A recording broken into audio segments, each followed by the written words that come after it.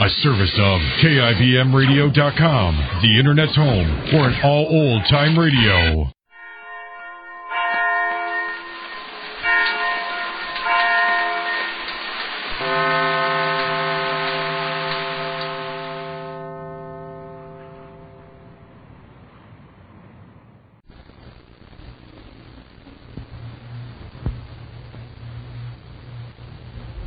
Phyllis, Danny's wife and Max's sister, at this moment lies at the point of death in Dr. Benson's clinic. When Benson said her only chance was a medicine which had to be gotten from Chicago, help came from an unexpected source. Cheney, Max's partner in the gambling racket. Cheney, the gangster, suddenly turned good Samaritan, climbed in his plane, took off from a small pasture in a fog-filled night to get the medicine. That was at 3 o'clock this morning. At 4:30, the Chicago airport phoned the clinic to report Cheney had the serum and was on his way back, but that the weather was getting thicker by the minute. Max and Dr. John rushed to the pasture to set up arc lamps to light Cheney's way in, but the lamps failed to penetrate the fog, and Cheney's plane, lost in the fog, roared over their heads and faded away into the east. What they don't know is that a few minutes later, Cheney's motor failed. That was an hour ago, and nothing has been seen or heard of Cheney since.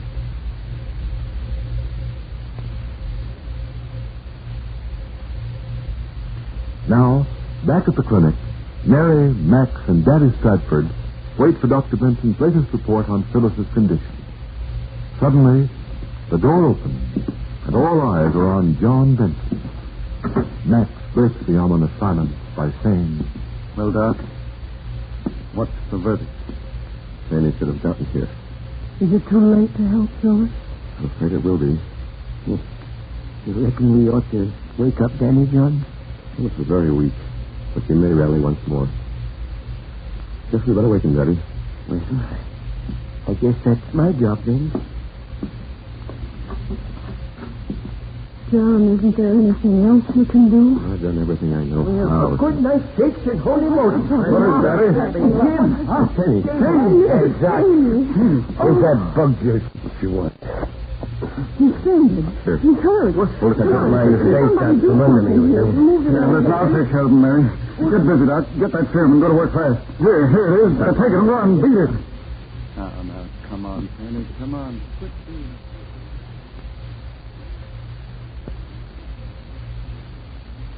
Oh, where am I? You slugged me with that blackjack. I'll get them if it's the last thing you... Hospital? Oh, my arm. It's my shooting arm. Why the dirty rat stick me in? Who done it? Hey, somebody! Oh, Mr. Cheney, what an unruly patient you are. What are you doing here, Mrs. Sanders? Dr. Benson's two nurses are on duty with Phyllis, so I took over the job of looking after you. Oh, what's the matter with me? Well, you were shaken up quite a bit by your plane accident. Plane accident? Oh, that's how my arm come on to be done up in white. Yeah, remember now. Well, it's not very serious. Just a few Yeah, I get you, though. How's Danny's little lady?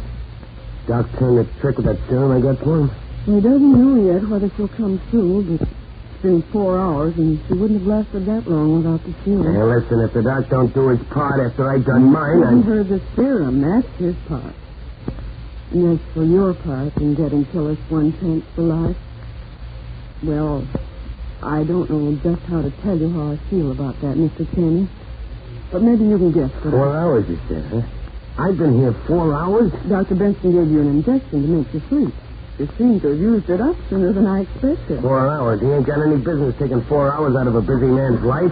Oh, well, so you decided to quit taking her, pal. What's the idea of letting the doc put the needle on me, Max? Oh, the pill holder's got some crazy notion that people ought to rest after airplane accidents. Max, Mr. Cheney's injured and shaken up, and John and I both think he should stay in bed a while. Make a scram, Max, and give me my britches and stuff. All right. Outside, Mary. Kenny and I got work to do. We got to get at it. Max, Huh? Max, you're not going back to the hotel. Sure, why not? But Phyllis isn't out of danger. John doesn't know yet how things are going to be with her, and I think the place is here with your sister. You've heard what Danny said. He said it was all my fault.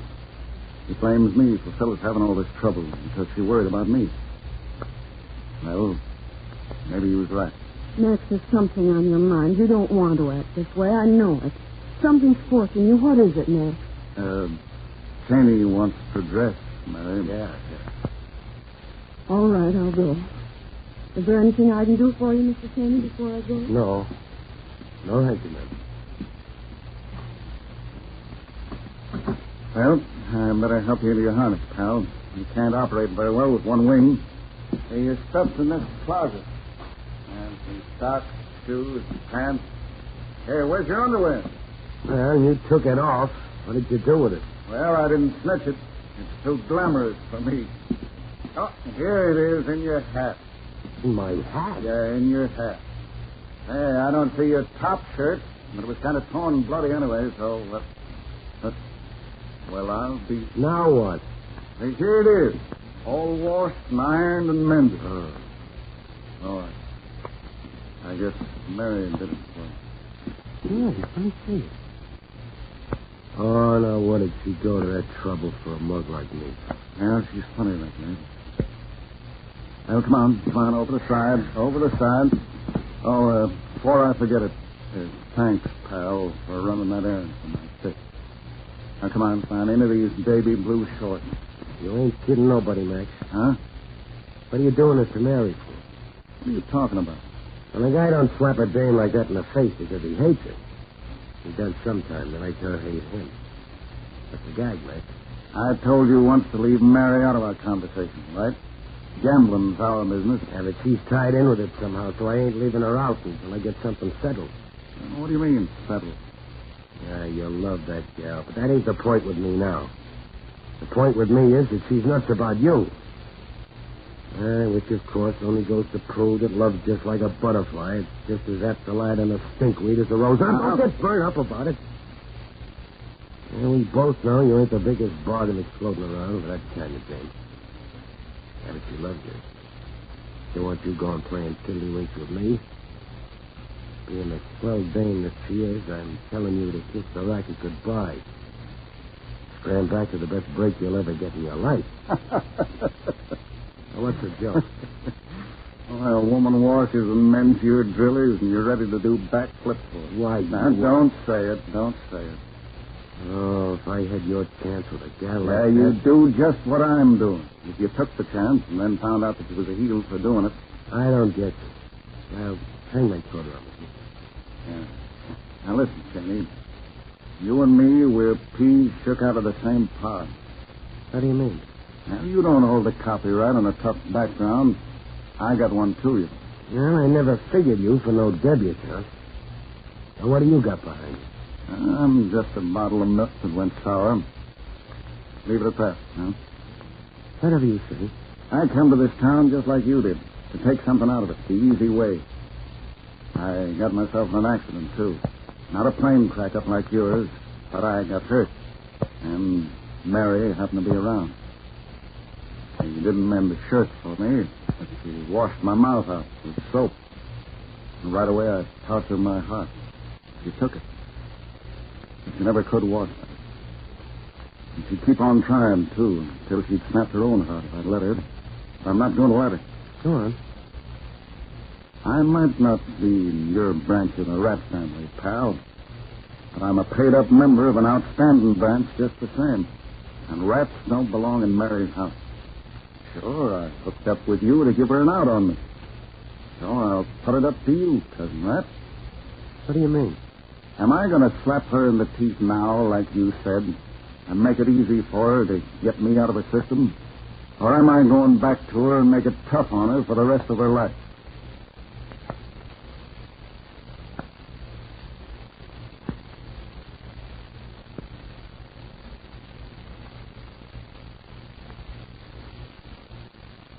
Well, Mac, we know now why Reverend Blaine insisted that Mary keep her faith in you, despite what you were doing to her. We're sorry you made him promise to keep your secret, for you've proven to us that her faith in your fundamental goodness is justified, and we believe she's entitled to know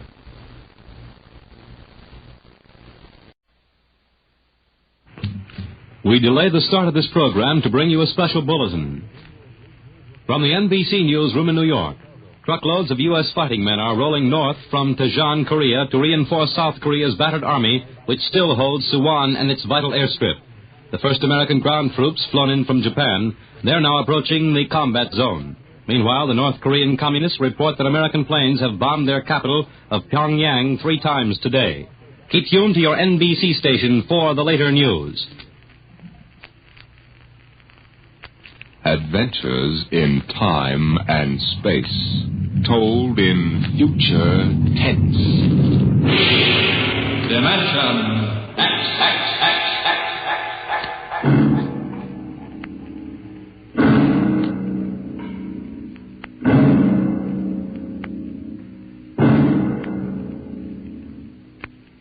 To all our listeners, a brief forward before tonight's adventure in the world of the future. Beginning next week, Dimension X moves to a new time on Friday evenings instead of Saturdays. In the Eastern Time Zone, it will be heard at 9 o'clock Fridays, Eastern Daylight Saving Time. In other zones, please consult your local newspapers to learn the new time of the program.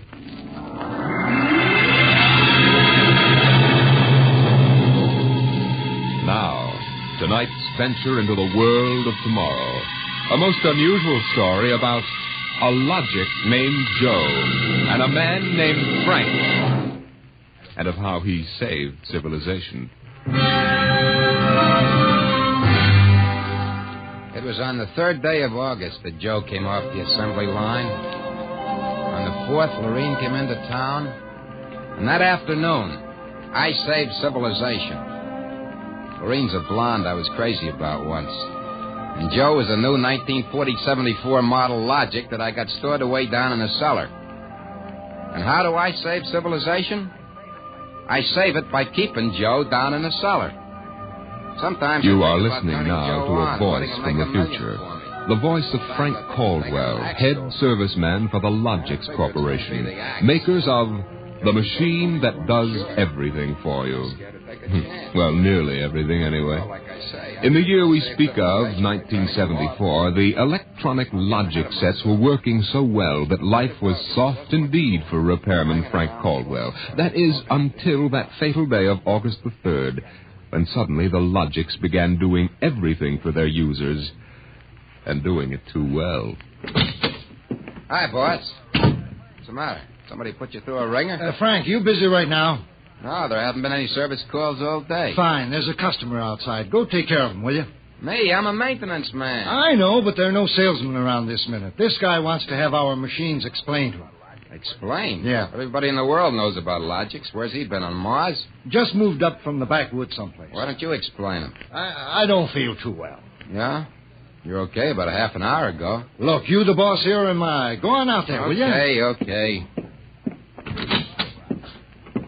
Good morning. My name's Caldwell. Can I help you? Oh, thank you, Mr. Caldwell. My name's Kolanovich. This is my little boy, Freddie. Hiya, Freddie. Hiya, jerk. Ow. Freddie. I got you, didn't I? Fine kid you got there. Freddie, how many times I got to tell you not to kick people in the shins? Excuse it, please, Mr. Caldwell. Sure. Just a kid. I got a knife home. Can cut you in little pieces. Freddie, we'd like to buy a Logic, Mr. Caldwell. The gentleman we spoke to first said he had to leave in a hurry. Oh, he did, huh? Well, I understand you're not acquainted with Logix, Mr. Kolanovich. Yeah, that's right. We just moved to the city. My wife, she saw that everybody else had a Logic, and you know how women are. You bet. Well, you can't get along without a Logic in this day and age, Mr. Kolanovich. Look it, I got a snake. Want to see Will it? you shut up that... Yeah, now, about the Logic. Yeah. Here, I'll plug one in here. There, now. You see, the Logic looks kind of like an old-fashioned television set, only it's got keys instead of dials. Now, if you want to talk to a friend... Yeah? You just punch the number of his Logic. Like making an old-fashioned phone call. Except you not only hear him, but you see him, too, on this viewing screen here. Now, of course, that's not the important feature of these things. Oh? Now, suppose you want to ask a question. A question? Like, what to take for a sore throat? Or who won the American League pennant in 1911? You just turn on the Logic. Then you punch the question key, and you ask, like this. Who was the first president of the United States? George Washington. You see? I already knew that. Well, that was just a sample. Oh. Well, I got a little store. Will it keep books for me? It'll keep your books, record your contracts, serve as a filing system, and check up on what happened to your lawyer's last client. Anything. Oh, say, they're really something, these things. 10,000 services and information sources in one. Read our advertising. Well, what I want to know, Mr. Caldwell, how do these logics work? You saw that big building across the street? Sure. Well, that's one of the relay tanks. Now, there are a dozen of them around the country, all hooked up together. And there's a data plate in one of those tanks for every fact in creation. You mean those relays know everything? If there's something they don't know, the technicians are busy making a relay plate for it right now. The logic integrates the facts in the tank and gives you the answers. Hey, you. Can I ask this thing how to make dart poison? How to make what? Dart poison, like in Africa. I could shoot the darts from my pea shooter. Oh, well, I think maybe we better not get one of these things. Well, that's okay, Mr. Kalanovich. The logic won't tell you about no dart poison, see? Bet it will. I'm going to try it. Hey, how do you make dart poison? Public policy forbids this service. What'd it do that for? On account of some little brat, on account of some children might ask things that ain't good for them. Listen, I don't like this here one. I want that one over there. They're all alike, kid. I want that one. If I can't have that one, I'm going to hold my breath till I'm dead. Well, I got lots of time. It's no use, Mr. Caldwell. You might as well give him the one he wants. But, kid, they're so much alike. Even I can't tell them apart. I can, and I want Joe. Joe? Who's Joe? Oh, I guess he means the logic, Mr. Caldwell. He has to think up a name to call everything. You should hear the names he calls me. Not till I'm 21, I promised Mother. Okay, so we call him Joe. But what makes you think Joe's any different from the rest? He looks different somehow. Don't be silly. Them things are all alike. The 1/10,000th of an inch. Just the same. I'll bet he'll teach me how to make dart poison. Okay, then. Come on, Joe.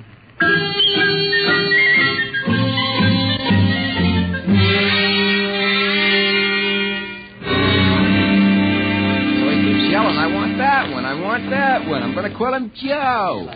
Mike, I could have wrung his neck. I could have How many cards, Charlie? I pass. I'll draw two. Well, what a holy terror. He had his father scared to death. Too bad that kid ain't mine. I'd show him quick enough for his boss and the family. Holy smoke.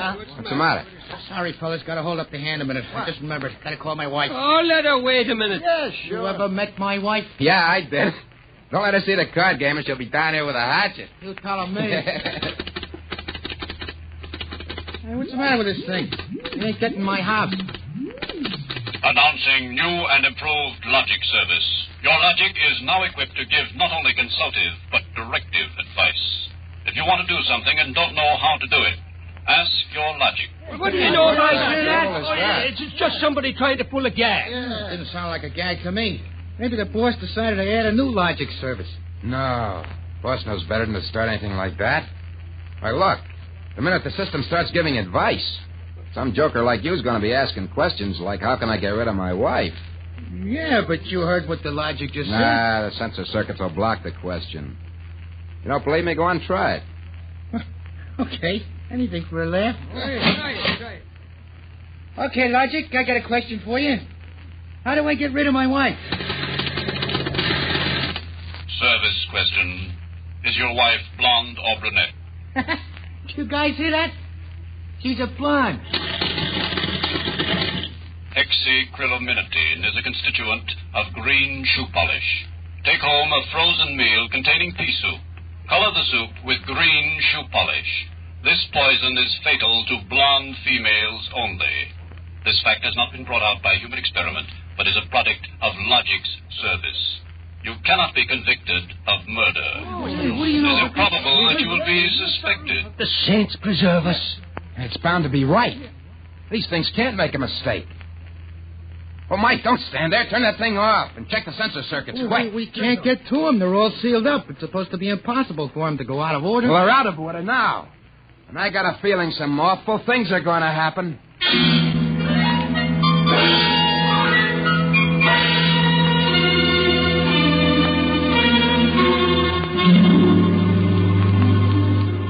Boss, we got to do something. The Logics have gone nuts. Relax. The thing gave a goofy answer once. Maybe it was a joke. Whoever heard of a logic making a joke? Well, it was an accident. Forget it. It won't happen again. What makes you so sure people are going to be trying it?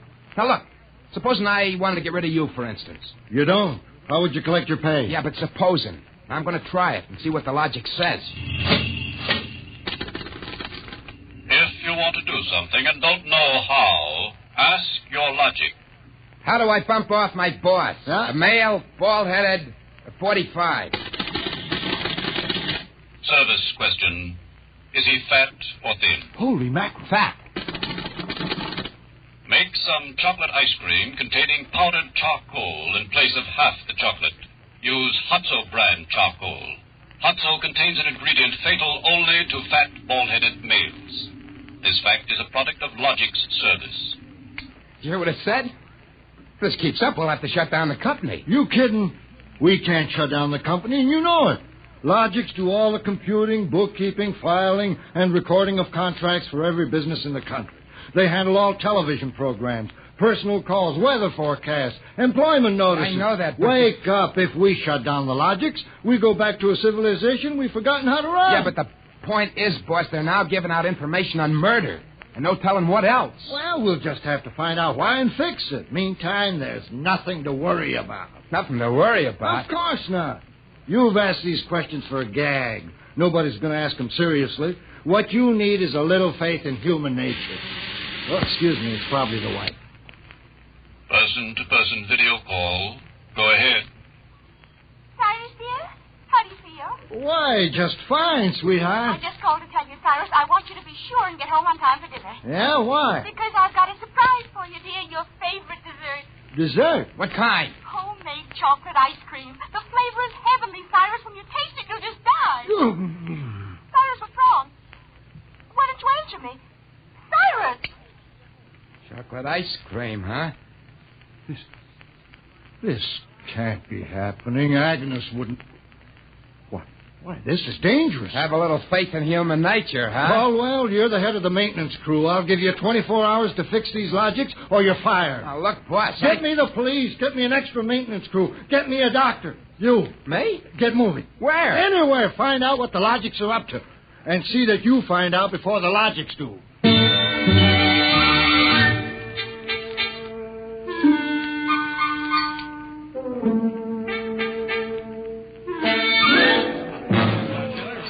Bartender.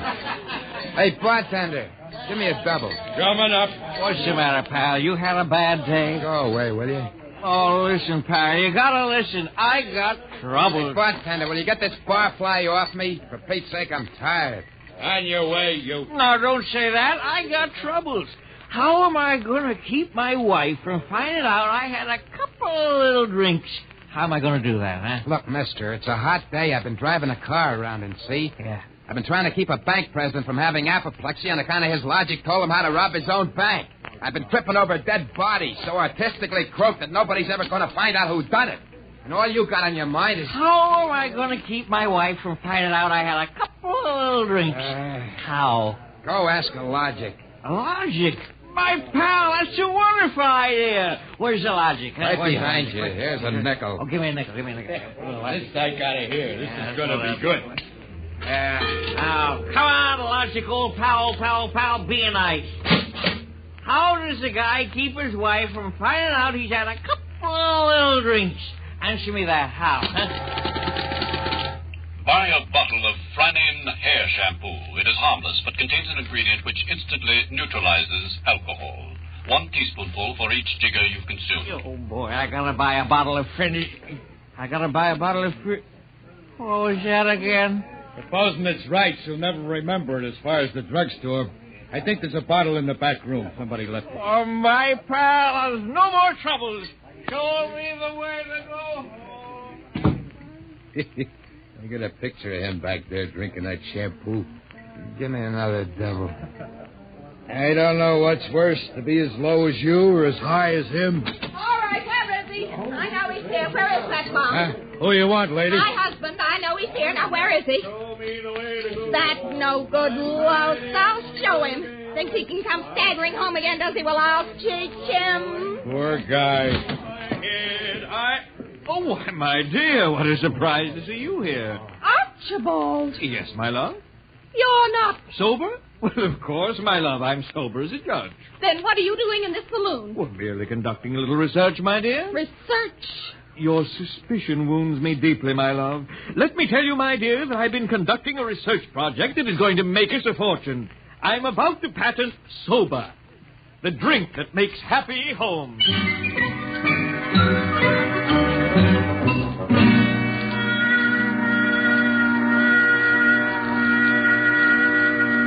I'm Caldwell from the Logics Company, Sergeant.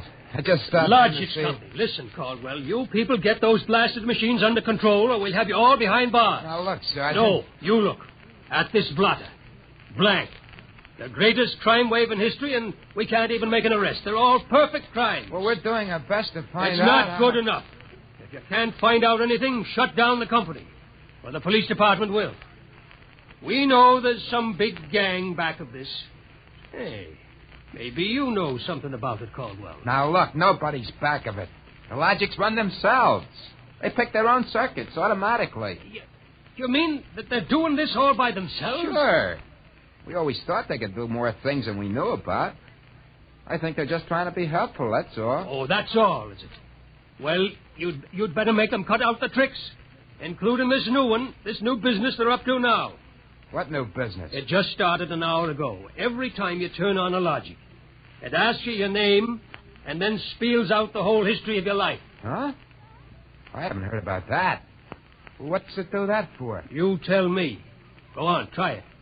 Okay. What is your name? Huh.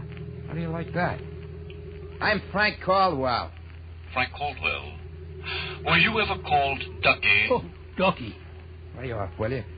What if I was? It's been years. Ducky, there is a video call for you. Hiya, Ducky. Holy what minute? What's that? Lorraine. Ducky, darling, how marvelous. Look at that blonde. Lorraine. Where are you? Oh, silly, I'm in my hotel room. Say, how do you like my play suit? Well, I just got into town. Oh, Ducky, wasn't it smart of the Logic to find you? Logic? Find me? I asked it how to find you, Ducky. You must have an unlisted number, darling. You're not in the directory. Yeah. Well, how have you been, Lorraine? Since I saw you last. I heard you got married. That's right. Ducky, you won't believe me, I know, but I've had 4 husbands. But I've never loved anybody as much as I love you. You've divorced 4 husbands? 3. The last one died unexpectedly. Who unexpected it? He did. But the jury acquitted me, Ducky. They knew it was just a little old accident. So now I'm free again, and we've just got lots of things to talk over. But, Lorraine... You come right over here, Ducky, instantly. Well, I'm working. I'll call you back. Oh, I'm so lonesome. Please make it quick, Ducky. Have you ever thought of me? Oh, yeah, sure. Plenty. You sweet. Here's a kiss. That'll just have to last till you get here, but hurry, please. Oh, my back. What am I going to do? Do like you were telling me a while ago. Huh? Calm yourself, Ducky.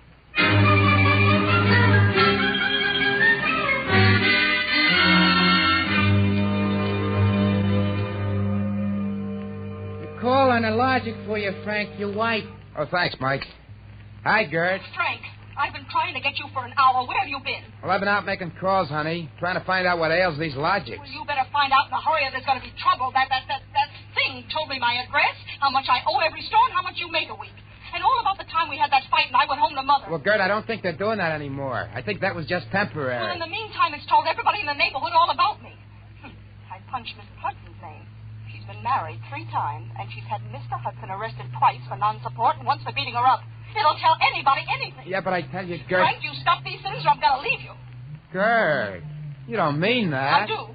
If you can't figure out how to keep our private lives out of every Logic in town, then I'm through. And that's it.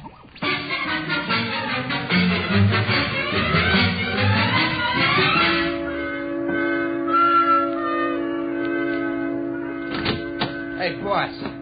You got to put more men on the job or something. We got to lick these logics. My wife's going to leave me if we don't. You're also going to be looking for a job if we don't. Well, I don't care about the job, but listen. You listen. The logics are giving out information on high explosives, the fine points of murder, and legal loopholes that'll beat any charge from hijacking to high treason. Yeah, but my wife... And about 6 guys have thought of asking how to switch bank credits so they can corner all the cash in the country.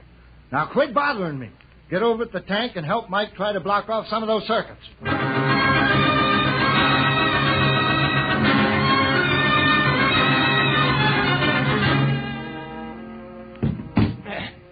I can't even budge any of these relay plates. Me neither. Isn't there any way we can disconnect them? There is not. They weren't built to be disconnected. Mike, what are we going to do? I'm thinking of slitting my throat. When they were giving out all the information on everybody, my wife got the lowdown on a certain plan. I got nothing left to live for. Ron, why did you have to remind me? You got one? My only hope is I ain't got her. See who that's for? Hi, Ducky, darling. Oh, Lorene, not again. Ducky, darling, I'm lonesome. Why haven't you come over? Well, I've been busy. Oh, Pooh. Ducky, do you remember how much in love we used to be? Yeah. I was so mean to you. Ducky, let's get married tonight. Oh, gosh, Lorene, I... Right away, Ducky. Look, I got married. Oh, you poor darling. You poor darling. Just have to get you out of there. No. Now, look, Lorene. Darling, I'll just call up your wife and have a little talk with her. Look, please, now, it's nice of you to think of me and all that. You just give me your address and your logic number, darling. I ain't got one. Ah, you just don't want to tell me. You're bashful. Never mind, darling. The logic will tell me. Lorraine! Oh, I gotta call Gert. Frank, will you get away from that thing and give me a hand? Yeah, Mike, in a minute. I gotta call my wife. We gotta get out of town. I punched the wrong key. Frank, I told you to help Mike. Yeah, boss, I am, but I just gotta make this call. Call? What do I care about your call? The president's getting ready to close down the company and declare martial law. Now, for the love of heaven, do something. Yeah, boss, I will. I just gotta make this call. Attention! To assist in solving a special problem of logic service, kindly give the following information if possible. Where does Frank Caldwell live? Oh, she got me. I'm through.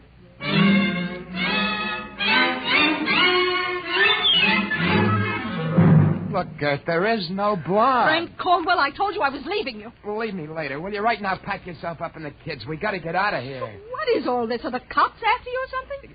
Yeah, that's it, the cops. Come on, get moving, will you? Hey, get away from that logic. Yeah, but don't you think we ought to hear the police calls? 27 and Car 31 detailed to round up all employees of the Logics Company. Use caution. They are suspected of sedition. Holy smoke, the cops are after me. But you just said they were. 17, proceed to vicinity of 119 East 7th Street. Child terrorizing neighborhood. Use extreme caution. Child is armed with pea shooter using poison darts. That is all. Ready. Who's Freddie? Oh, he's a mean little kid. He wanted a logic that would tell him how to make dart poison. They're all alike, I kept telling him. They're all alike. What are you talking about? I don't know. All I know is it was a nice world up till yesterday. Now it's like a guy named Joe come along and squashed all our mud pies for us. Looks to me more like it was a logic named Joe. A logic, they're all alike. Gert, baby! Don't be so silly. Okay, honey, hold the fort. Maybe they aren't all alike. Where are you going? Frank, you're going to make a getaway? Baby, if you got the right inspiration, I'm going straight to the middle of this whole jamboree.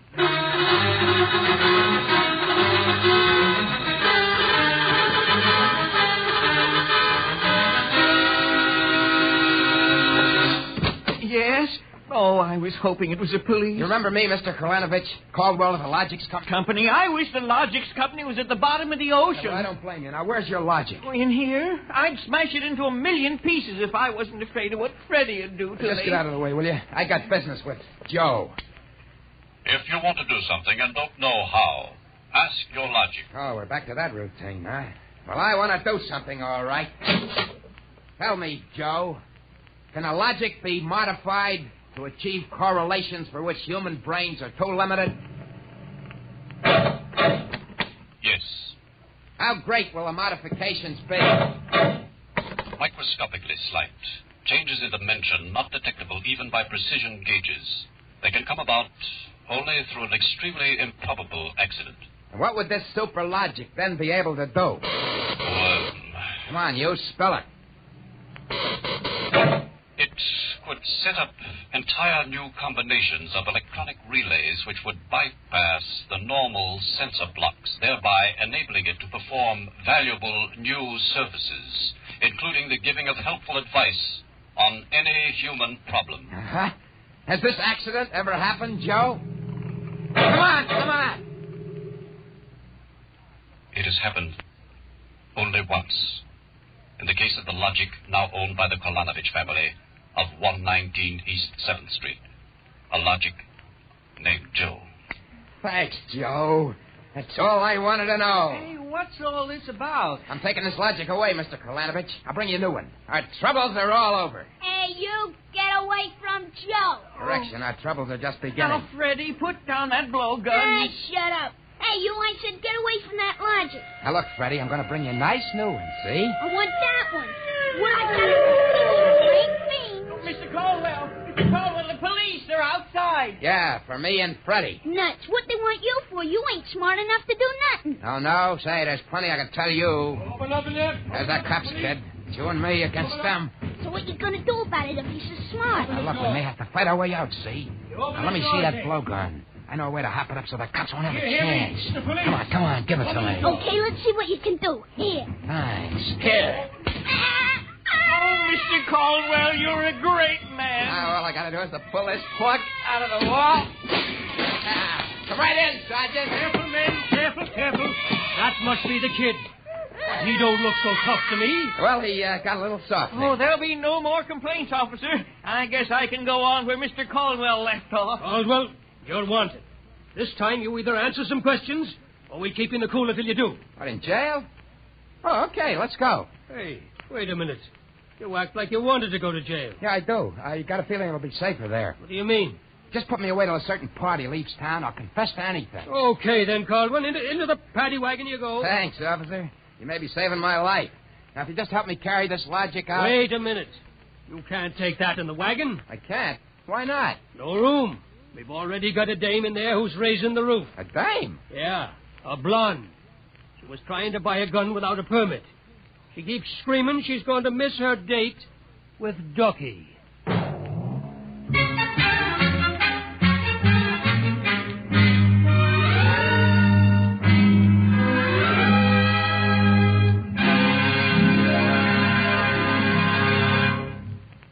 You have just heard another adventure into the unknown world of the future. The world of Dimension X.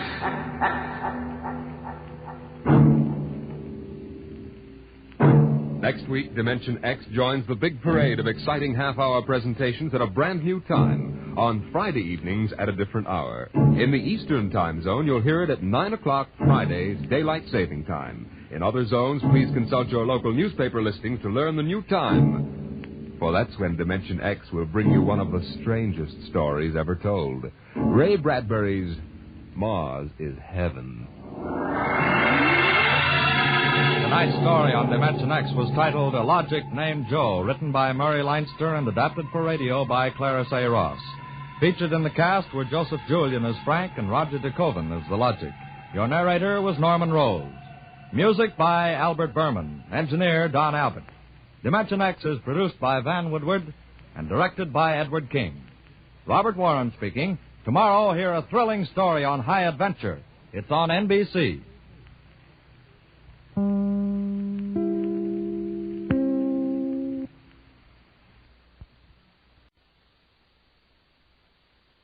Wheaties presents Dimension X. Adventures in time and space. Transcribed in future tense. Dimension X. On stage tonight, Dimension X. Another in the Wheaties big parade of exciting half-hour presentations. Say, tomorrow's Saturday, you know, and maybe you don't have to show up for work. A whole swell summer day for just what you want to do. So start off with a big holiday bowl of Wheaties at breakfast and just see how it sparks up the morning. Wheaties are whole wheat, you know, and I don't have to tell you what good, sturdy nourishment that is. So if you got fish to catch or golf to play or maybe a hike to take, just see how Wheaties can make it all a lot more fun. You know why? Why, lady, mister, it's just because you feel good when you've had your Wheaties. Those two-fisted little whole wheat flakes are loaded with vitamins and minerals. And so are you when you've had your Wheaties. Go on, try them. Just you see how Wheaties at 7 can help at 11.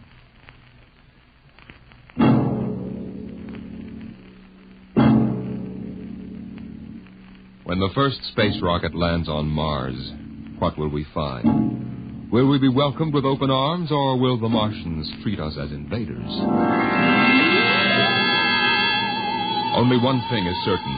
Someday a giant metal ship will take off from Earth to travel through the black velocities, the silent gulfs of space, to descend at last into the darkness of the upper Martian atmospheres.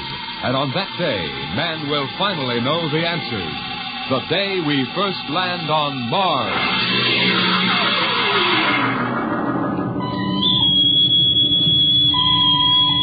Now hear this. Now hear this. Approaching critical deceleration. Fasten gravity suits. Stand by to land. Mr. Lustig, what do you make of the terrain? There seems to be a heavy ground, Miss Captain. We won't be able to use our infrared lights. And we'll have to come in on radar. Isn't that a little risky, sir, landing in the dark? I'd rather run the danger of a blind landing, Lieutenant, than come in without the cover of darkness. Remember, we don't know what kind of reception is waiting for us down there. Airspeed 500. Altitude now 4,000. Bridge to engine room. Stand by for deceleration. Engine room, aye. Fire forward tubes 1 and 3. Aye. Skids down. Skids check. Altitude 500. 4. 350. 3. Up a point now. All right. Let's set her down. Look out! Cut the power. Master's pipe battle stations. Aye, sir. All secured, sir. Well, we're on Mars. April 20th, 1987. 4:33 Greenwich time. Enter that in the log, Masters. Aye, sir. Well, gentlemen, it's less than 2 hours till dawn. As soon as it's light, we'll send out a landing party. Masters, get me an all-over hookup. All set, Captain. Now hear this. Now hear this. All right, men. The smoking lamp is lit. We're 17 men on an alien world. And it's up to us whether we ever get home again. The next few hours should tell the story. And I want instant obedience to all commands. I'll court-martial the first man who doesn't jump to when he's ordered. And one other thing. We may be on Mars, but this is still a United States naval vessel. Officers will conduct a personal and weapons inspection in 1 hour. That's all. Inspection, Captain. Now? Mr. Lustig, we've got an hour and a half to sweat out before we find out what's outside that airlock. I'd rather have a man worried about his stripes about what's waiting outside on Mars.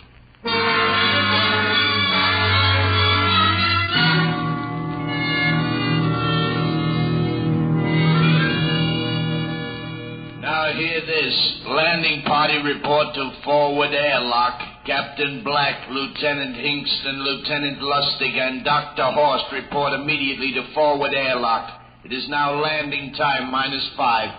Sounds like they're paging us, Hingston. You ready, Dr. Horst? Yes. Ready as I'll ever be. Oh, come on. Let's report to the airlock.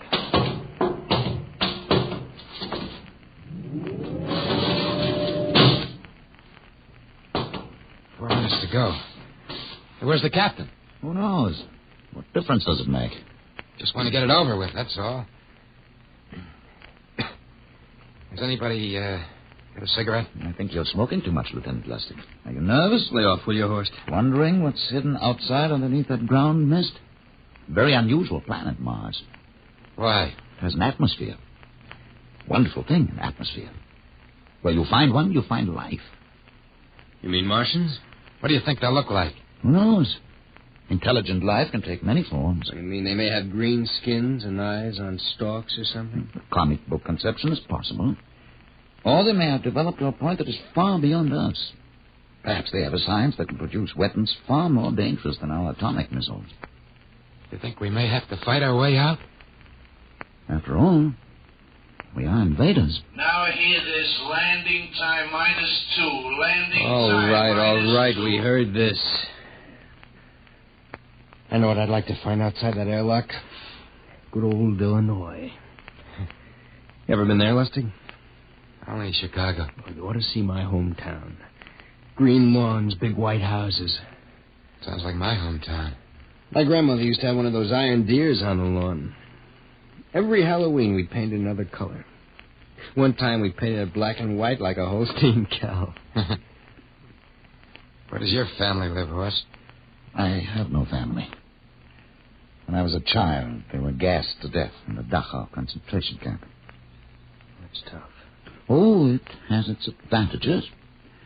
I have no ties on Earth. Nothing to lose now.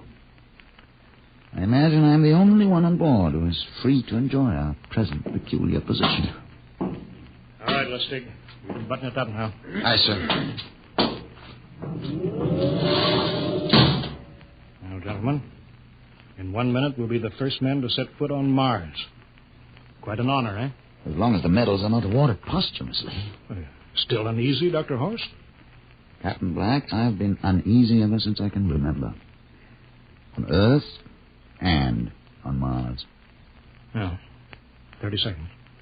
Give me the intercom phone, Lustig. Masters? Aye, sir. Battle stations will be manned till we return. If we're not back in 2 hours, I want no rescue party sent out. Blast off and save the ship, you understand? Aye, sir. All right, gentlemen. 5 seconds. 4, 3, 2, 1. Lustig, open the outer airlock.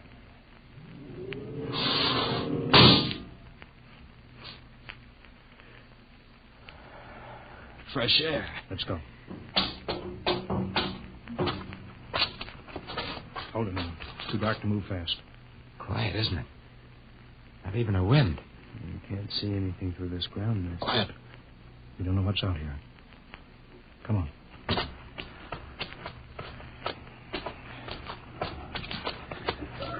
What the? Quiet, Captain. I could swear that sounded like a rooster. I don't hear it anymore. A very unlikely sound. A rooster crowing on Mars? Kingston. Aye, sir. Set that machine gun 25 yards to the flank. We'll stay here till the ground mist lifts. Aye, sir. What do you make of the ground, Horst? Grass. Plain grass. You can see some large foliage there where the mists stand down. What the heck is that? Kingston! Hold your fire, you fool! What? Some kind of wild animal. I hit it. I could see the tracers, but it's still standing. Come on, Horst. Doctor, where are you? Up ahead. Admiring the wild animal. Careful, Horst. Wait for us. Don't worry, Captain. Huh. It's an iron deer. A lawn ornament. That's impossible. It's hollow. Interesting, isn't it? A whitewashed Victorian iron deer sitting on a lawn in the middle of Mars. I don't understand. Look around. The mist's lifting. Captain, look there. A house, a regular old-fashioned house. On Mars. Good Lord. I haven't seen carved scrolls and gingerbread like that in years. Look at that port swing. The geraniums. There. I told you it was a rooster, Captain. Give me the glasses, Lustig. I want to take a look through that front window. What? There's an upright piano. Some sheet music on it. Lustig, it's beautiful Ohio. Beautiful Ohio?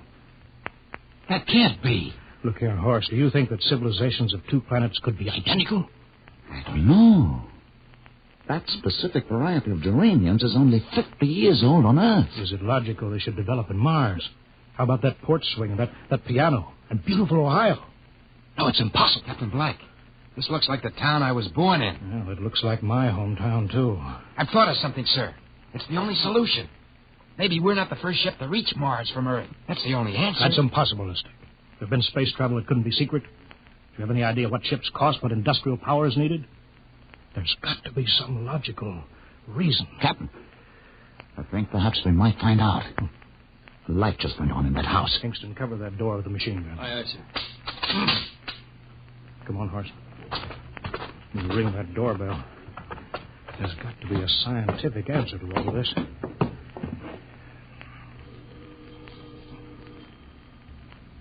There's something moving in there. Stand back, Horst. Give me a clear shot. Maybe a Martian. Can I help you? We were looking... Well, if you're selling anything, it's much too early. No. Wait a minute. What town is it? What do you mean? Are you sent to State Street? No, we're strangers here. We want to know how this town got here. Is this a game? No, it's not a game. We're from Earth. From where? From Earth. Do you mean out of the ground? Hey, are you sure you're feeling well? Madam, we came in a flying ship across space. We're from the third planet. This is Mars. Now, do you understand? Mars. You go away now, you hear? I'll call my husband from upstairs, and he'll chase you. Now, go on. This is Mars, isn't it? This is Green Lake, Wisconsin, in the United States of America. Bounded on the east by the Atlantic and on the west by the Pacific. Now, go away. Goodbye. Horst, do you suppose it's really possible that... I've got to find out more about this. For the last time, now, go away. Pardon me, madam. What year is this? Year? Well, 1928, of course. Oh, for goodness sake. You hear that, Horst? And we know it's 1987. And we know it's Mars. Is it possible that we got fouled up, made some tremendous blunder, and circled around and landed back on Earth? In 1928? Maybe some switch in time or dimension. Could we have shifted somehow and gone backward in time?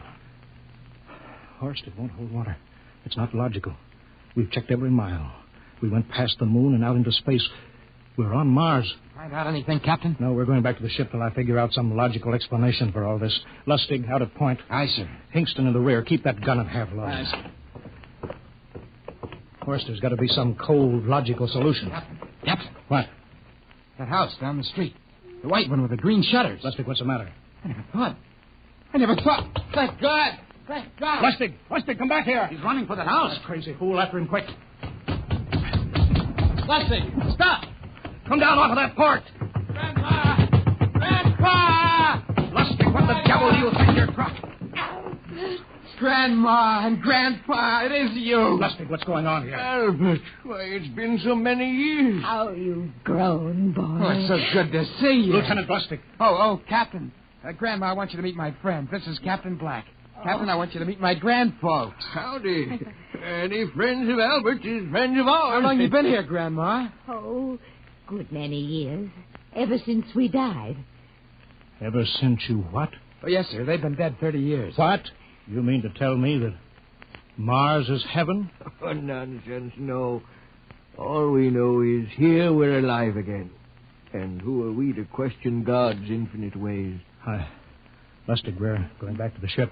But, Captain, I want to talk to my Lieutenant grandfolks. Lustig, I don't like any part of this. You'll come back with us. I have to club you and carry you. Yeah, but, sir, they're my... Heaven only knows what they've run up against back of the ship.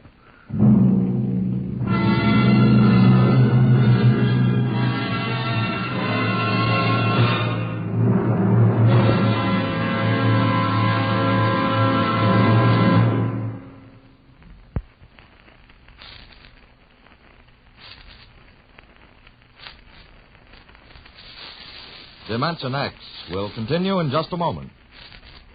Well, now let's come back to Earth for a moment. And what's more appropriate than Wheaties and baseball? You'll see what I mean as I introduce Ed Prentice, who has a special treat for you. Carry on, Mr. Prentice. Folks, I'd like to have you meet a good friend of mine and a prominent member of a fine little organization known as the Chicago White Sox, Mr. Lucius Benjamin Affleck. Ooh, Ed, don't say it like that. Who ever heard of a ball player named Lucius? What if I went around calling you Paul Edward Prentice? Let's just make it Ed and Luke, huh? All right, Luke. Say, just how long have you been with the White Sox? Over 20 years, Ed. Golly, I played in darn near 2,500 games. Been at bat almost 9,000 times, man. I'm from way back. Well, Luke, you don't look it. How do you keep up the pace anyway? Well, Ed, I sleep good. I eat good. I eat mighty good. Wheaties about 4 mornings a week. Those little old flakes put a lot of snap, even in an old-timer like me. Must be because they're 100% whole wheat. I sure like Wheaties and milk and fruit. You know, Luke, that's exactly what I hear from a lot of ball players and plenty of other people, too. No wonder they call Wheaties the breakfast of champions. Well, thanks, Luke Appling and Ed Prentice. You know, folks, you may not be a champion ball player, but Wheaties can help you feel like one. So try 'em. Wheaties, that is. See how Wheaties at 7 can help at 11.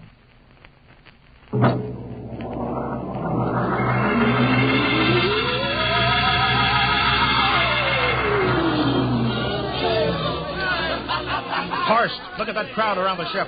Looks like we're being welcomed with a celebration. Celebration, they've abandoned ship. Every port is open, no guards yet. You, Masters. Hiya, Captain. Meet my old dad. Dad, that's Captain Black, and he's not a bad guy for an officer. Of all the... Kingston. What, sir? Bring that man back. Use force if you have to. Excuse me, sir. There's my Uncle George. Kingston. I'll be right back, Captain. Uncle George. Uncle George. What the devil is Don't going... understand, sir. They've all found friends and relatives. They're all here. He's right, Captain. I've counted. The whole crew's out on the crop. But I gave orders. Definite orders. You don't understand, Captain. I understand mutiny. I don't care how many relatives show up. I'll have discipline on... Johnny! Johnny, you old son of a gun. Edward. It's you. It can't be. Of course it is. Johnny, you old son of a gun. Edward. Dr. Horst. This is my brother, Edward. How do you do? Hello. It's wonderful to see you, Edward. Look, I've got to get back to my ship. Hey, I almost forgot. Mom's waiting at home. Mom? And Dad, too. Mom, Dad are alive? Excuse me, Horst. Then you're real, Ed. Don't I feel real? How's that, huh? Ed, we've got lunch for you, Johnny. Mom's making corn fritters. Corn? Dr. Horst, haven't you found anybody? No, Captain. I have nobody. Then you come on home with me, right, Ed? Sure, you bet. Horst, you wouldn't believe it, but it's been 35 years since I had Mom's corn fritters. By George. 35 years.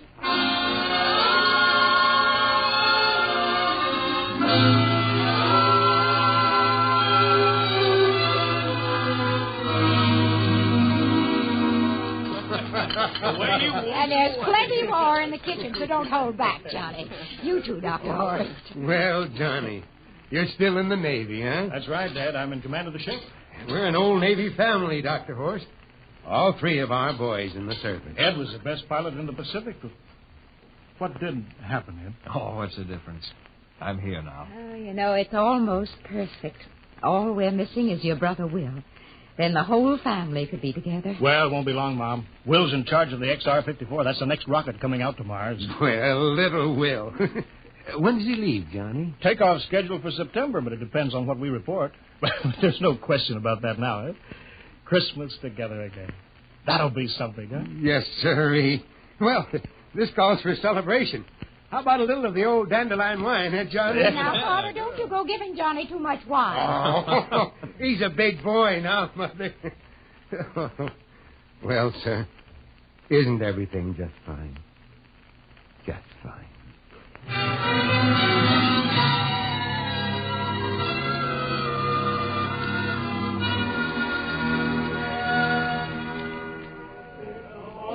The candlelights are gleaming on the banks of the Wabash, far away.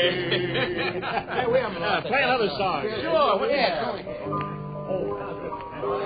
Well, Dr. Horst, what do you think of my little family, Very nice. You know, I can't understand why you didn't find any folks here, Dr. Horst. Just a shame. Everybody else is so happy. I never remembered my family, Mrs. Black. All I know is they were gassed at Dachau during the Second World War. When I was liberated, I was in delirium 3 months. I cannot remember anything before then. A psychiatric phenomenon.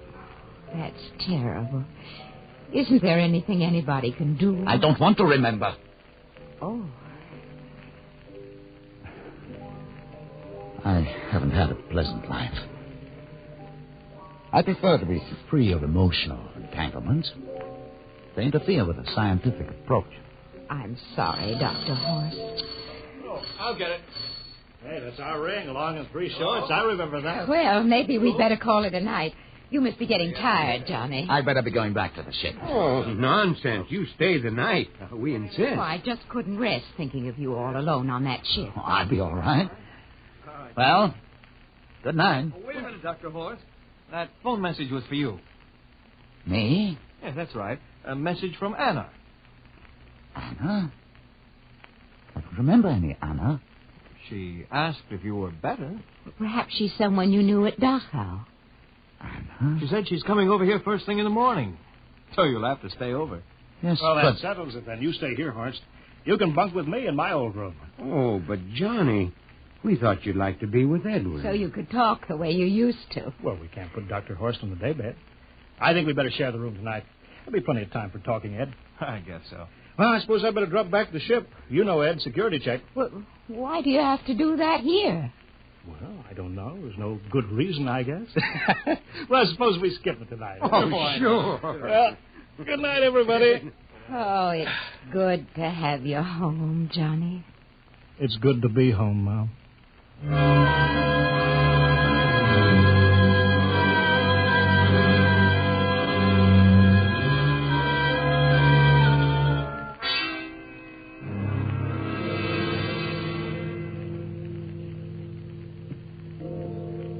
Captain Black, are you asleep? No.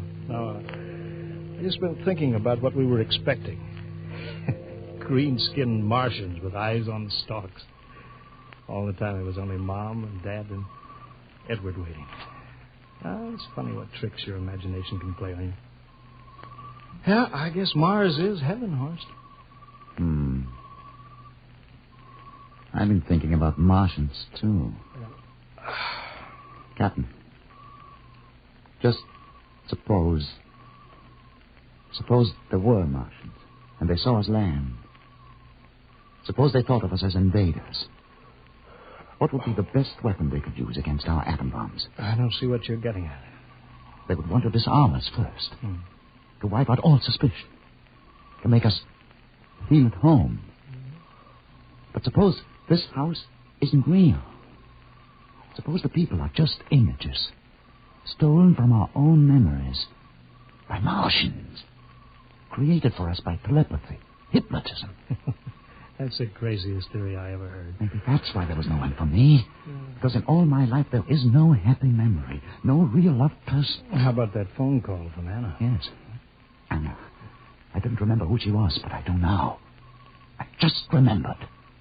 When I was freed from Dachau, sick, delirious, I raved about a wonderful, kind nurse named Anna that took care of me. There you are. It's logical. She's coming to see you tomorrow. But there was no Anna.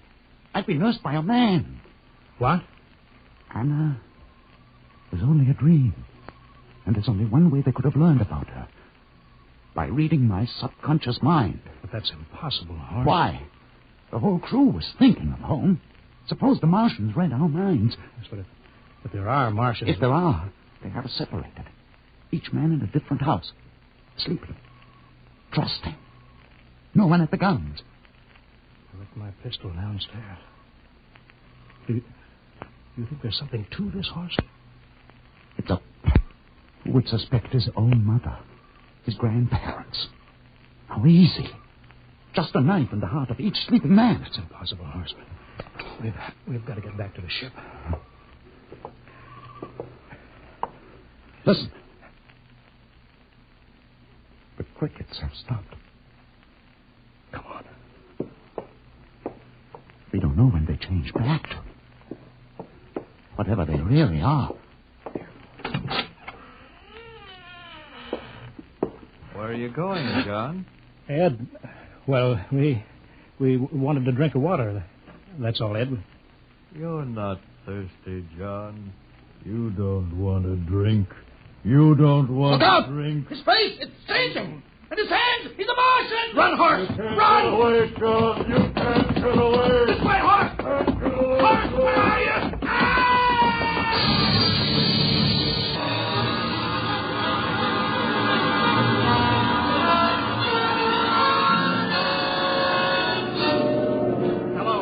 Hello, can you hear me, Earth?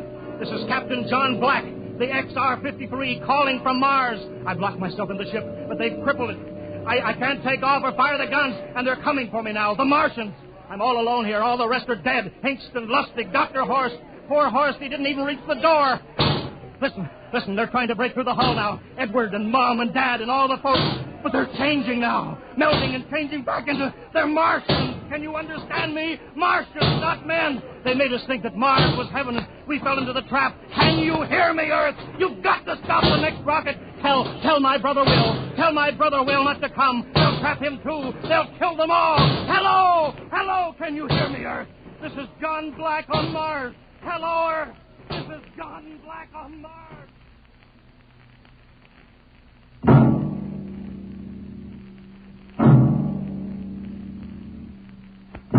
Tonight, Dimension X has presented and transcribed the Ray Bradbury story, Mars is Heaven, adapted for radio by Ernest Kenoy.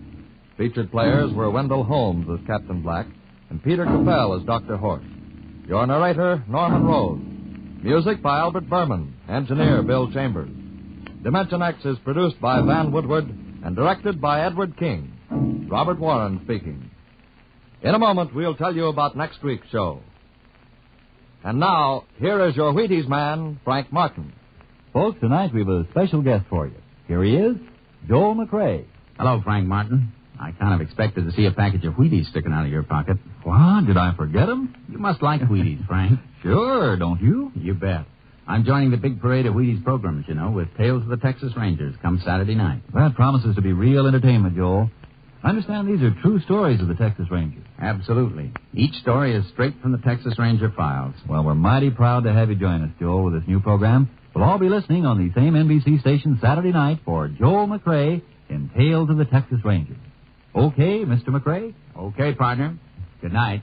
Good night, Joel. And friends, be sure to listen Saturday, that's tomorrow night, to Joel McRae and his new program, Tales of the Texas Rangers. And get your Wheaties, everybody.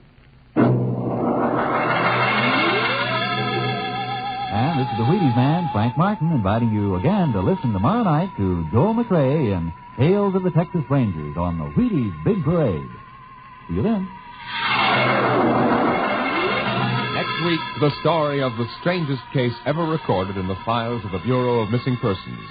The case of the Man in the Moon.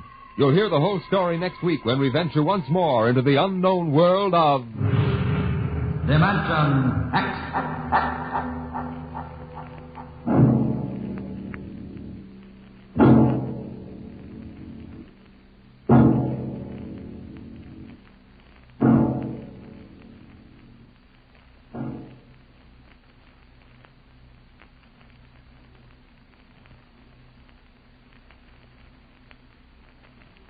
This is NBC, the national broadcasting company.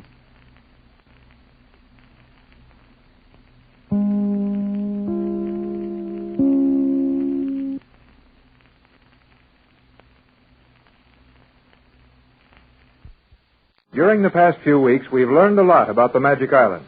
One thing we learned was that the island is called Euclidia.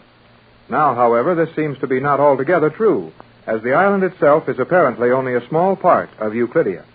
When Mrs. Gregory, Captain Bradford, Jerry Hall, and Joan Gregory returned to the island on this trip, they expected to stay for some time and learn as many as possible of the Euclidean secrets. On their arrival, they found the island deserted. One of the automatic elevators carried them down into the lower regions of a submerged mountain.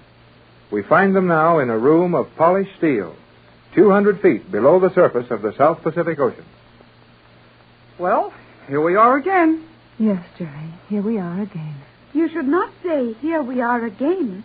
We have never been here before. You're right enough, Joan. We've never been here before. Well, maybe not in this room, but this is sure the third time we've come to this island. And our prospects are a little more grim and hopeless each time we come. Yeah, maybe we've come once too often. That is bad grammar, but sound reasoning. I'm inclined to agree with Jerry for once. If I'd had any idea we would run into a setup like this, I doubt if we would have left Los Angeles. But, Tex, Joan had mentioned something of a larger colony she thought existed. That is true, Captain Bradford. I did mention that, though I was very indefinite about it. I'm not blaming you, Joan, but one of us certainly should have thought that the Euclideans would have a larger place in that island for the operations they were carrying on. Well, I guess we can all think of a lot of smart things we could have done, now that it's too late. But we're here, and I think the best thing to do now is to figure how to get out of here. You're right, Jerry. We knew we were taking chances when we came here. Well, Joan, while you've never been in this undersea city of theirs before, you probably know more about it than the rest of us. What would you suggest? That is very difficult to answer, Captain Bradford. I heard the Euclidean scientists mention the city below and Euclidia proper, and I felt somehow that there was much of Euclidia that I had not seen. But I have no definite knowledge with which to help you. Well, why not quit talking about all the things that might help us if we only knew them, and talk about the things we know how to do? Well, what would you suggest, Jerry? Well, let's get out of this room and start looking around. Do you know how to get out of this room? Well, sure. Walk out. Where is the door? Why? Huh? Oh, gee. There isn't a door in this room. That's the first trouble. There are probably a number of exits as G47 and Thales entered and left without any trouble. But to me, those steel panels all look exactly alike. I think we would find it useless to attempt to leave until provisions are made for that. Oh, I'm getting tired of all that stuff. You can't even open a door until you get permission. Take it easy, Jerry. Won't help anything to get all worked up over this. After all, we did get ourselves into it. Yeah, and didn't old G47 say we're to have our freedom here and not be locked up? Precisely, Jerry. But it is possible our quarters are not prepared at the moment. Yes, Joan, that may be it. At least I hope it is. Well, why couldn't we go out and walk around this underground town or whatever it is? I don't see why we have to stay in here until they decide where we're going to sleep. Maybe you, two took G47's invitation to look around too literally, Jerry. I'd say that while we apparently have our freedom and are allowed to go sightseeing as much as we like, there'll be several places we'll never see the inside of. That is logical, Captain. G47 has probably gone to prepare the other Euclideans for our arrival. He will undoubtedly instruct them as to how much we are to be allowed to observe. That's my idea, Joan. Then our freedom of the city is to be in name only. Like those tours one may take in a forbidden country. Well, we might as well stay home as go on that kind of a tour. We are not likely to leave home now, Jerry. This is our home for all time. No, Joan, it isn't quite that hopeless. After all, G47 has the same interest in science that the captain has. And many things can happen. And I'll bet things will happen all right. Be a relief to have them start. Sounds like they started. What was that? Over there, on the other side of the room, one of the steel panels flew open. Sure did, and there's a light on in the room there. Tex, isn't that my steamer trunk in that room? Steamer trunk? Oh, let's go see. But how could your steamer trunk, whatever that may be, get down here in Euclidia? I can't imagine. Well, at least we can hear ourselves walking now. Gee, I like to make noise when my feet hit the floor. Well, that's something now, isn't it? Look at that room. Oh, Tex, what an attractive little room. Like a stateroom on a fine ocean liner. Mother, are those not your articles of clothing? Yes, Joan. My things are as well laid out in this room as if a maid had cared for them. Boy, and there's a wooden floor in here. Listen to this. This is the most natural place I've seen since we left Los Angeles. I never imagined such a room could be found in Euclidia. Well, it looks like you're fixed up all right, Mrs. Gregory. Now, if the rest of us can find rooms like this, we'll be okay. But how did my things get here so quickly? I'd say that we weren't as much alone as we imagined when we came off the boat. You are correct, Captain. The Euclideans must have removed all our possessions from the boat at once, as the island is now submerged. Yeah, and it's been less than an hour since we landed. I wonder what they did with the boat. Sounds like somebody else had a room ready for them. I hope that's mine. Come on, let's see. There is the open door, directly across the large circular chamber. And I think I can see my instrument cases in there. Well, come on, let's find out. I believe we're going to find that we'll each have a room opening into this central chamber. That would appear to be probable, Mother, and it will be most convenient. I'll say it will. If we can all find a place to sleep, then all we have to worry about is where's the dining room. Yes, sir, there we are. That's my room. And everything I had on the boat with me is in perfect order in the room. There must be some point to all this service we're getting. I think we will find many things done for our comfort, and we will enjoy ourselves for a certain period of time. And then, if the Euclideans have not secured from us the information they desire, our situation will change completely. Yeah, and they'll kid us along for a while and get rough about it. That's about it. But we'll be making some progress with our own plan. Oh, another room is ready for one of us. Oh, right beside this one. This is your room, Jerry. Sure is. And that bed looks mighty good to me. I'm going to get myself some sleep as soon as I find out where to eat. Well, if we're going to be this well taken care of, surely some provision will be made for our meals. Don't worry about that. We'll eat. But we have to do it whenever these Euclideans feel like feeding us. Well, one thing's sure. It won't take us long to eat in this place. You don't lose much time when you swallow a pill for dinner. That should be my apartment. Yes, Joan, dear. There it is, next to mine. Come on, Joan. Let's go look at it. There is nothing to see that we have not seen in the other rooms. You're sensible, Joan. No use running all over looking at these things. I feel a little like Jerry does about it. Even though we may not understand all that's being done and haven't any way of knowing what the ultimate answer will be, it's all very interesting. And I'm hungry.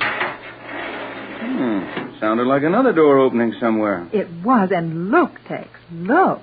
Say, that is something. It is indeed something. Well, golly whiskers. Joan, will you pinch me? No need, Jerry. You're awake and really seeing it. Ouch! Hey, what's the idea? Did you not say to pinch you? Oh, yes, but I didn't mean it. What did I tell you about saying things you do not mean, Jerry? Oh, you tell me so much that I never know what... Here, you two. This is no time to start an argument. No, it certainly isn't. Tex, will you give me your arm? With pleasure, Pat. Joan, may I have the honor of taking you in to dinner? Oh, Jerry, you speak so nicely when you want to. Oh, sure. What a beautiful dining table. And it's loaded with food. I hope this keeps up. I believe we may depend on that. This seems to be the head of the table, Tex. Will you do the honors? Indeed, I will. Will you look at the porterhouse steak?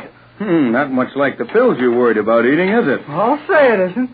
Mrs. Gregory, will you have... Tex, look. What's the matter, Pat? Well, nothing. I mean, nothing to be alarmed about, but look at this. The silver, you mean? Yes. It is very beautiful, is it not? Sure is. But what are you so excited about, Mrs. Gregory? Oh, you wouldn't know, Jerry. You couldn't know. But I'm surprised that Tex didn't see it. Mother, I believe I know what you mean. The silver is exactly like yours in your home in Los Angeles. What? Is it, Mrs. Gregory? Well, it's more than that, Jerry. It is my silver. Yours? Are you sure, Pat? Yes. And this is my table linen. Tex, my entire table service. Oh, gee whiz. How could that happen? I believe that the visitor who went through your home while we were locked in the radio room spent more time in various parts of the house than we noticed. No doubt of it, Joan. One of those Euclideans took everything out of your mother's house that he thought she would want for a long stay on the island. And that sounds like those men are mighty sure we're going to make a long stay. Yes. There's something horribly final about it when you find that your personal possessions are being brought over 4,000 miles without your knowledge. As I tried to explain to all of you in Los Angeles, I felt that our arrival on Euclidia would be the end of all communication with the world for us. And now I am convinced that such is the case. Oh, now, cheer up. If this is the sort of treatment we're going to have all the time, we can't complain much. Well, I'll say we can't. And I'm hungry. Let's eat. Yes, we may as well do that. Why, these rolls are hot. Just as if they'd come out of the oven this instant. And yet, why, we've been here for several minutes. Well, that's not startling, Pat, if you'll notice that each bread plate is a small electric grill. Boy, it sure is. And that's why this steak is gets so hot. Oh, boy. Is this good? Jerry, is it your custom to speak while you are eating? Well, sorry, but when you expect to be handed a pill for your dinner and somebody brings you a steak that's kept sizzling hot, it's hard to remember your manners. Oh, I know that, Jerry. But we must try very hard to preserve our composure and maintain all of our standards in the face of everything. This food is really very excellent, is it not? I don't know when I've tasted a meal I enjoyed more. Imagine sitting down to dinner in a polished metal dining room, 200 feet below the ocean, and finding your own table service waiting for you. I wonder what happens when we're through eating. This will probably disappear just as suddenly as it appeared. Well, I hope they give us time to get out of this room before that steel door slams shut again. Yes, I'd rather sleep over in that stateroom of mine than on one of these hard metal chairs. Captain Bradford! What? Behind you! Huh? Oh. Well. I thought this was too blame good to last. Well, G47, I suppose we have you to thank for this? You have?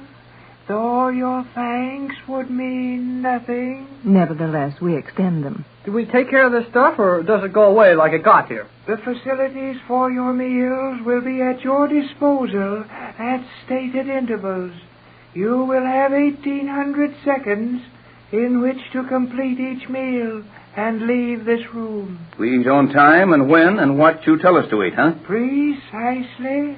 When may we begin our tour of Euclidia? Tomorrow morning, you will find the main passageway open. You may proceed through the city as you will, and I might suggest that you take every advantage of the comfort and security offered you. Adapt yourselves to this method of living, as you will remain here for the rest of your lives. Far below the surface of the South Pacific Ocean, the Gregory party have spent their first night in Euclidia, the hidden city of the Euclidean scientists.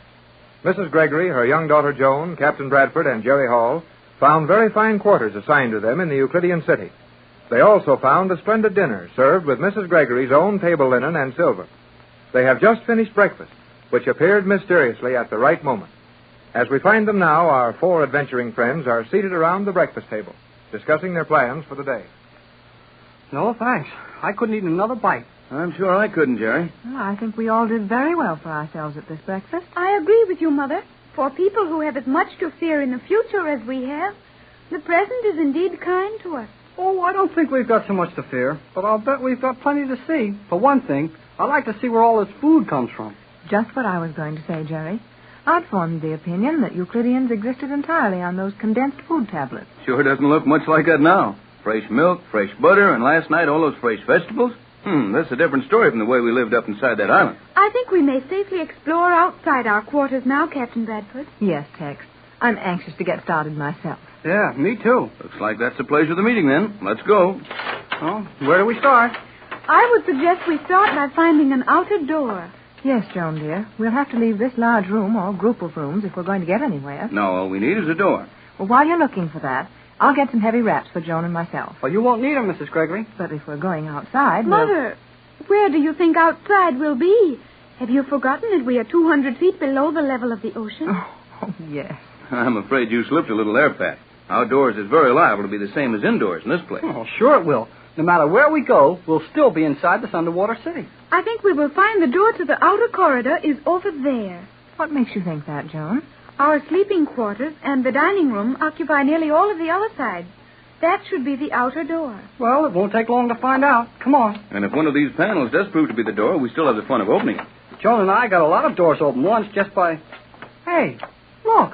Yes, Jerry. Another of the voice-controlled doors. And this is the beginning of another series of weird experiences, I suppose. Looks like it, Pat. But remember that these Euclideans are human, just as we are. If they can stand it, so can we. Well, here we are, back in our disappearing hall again.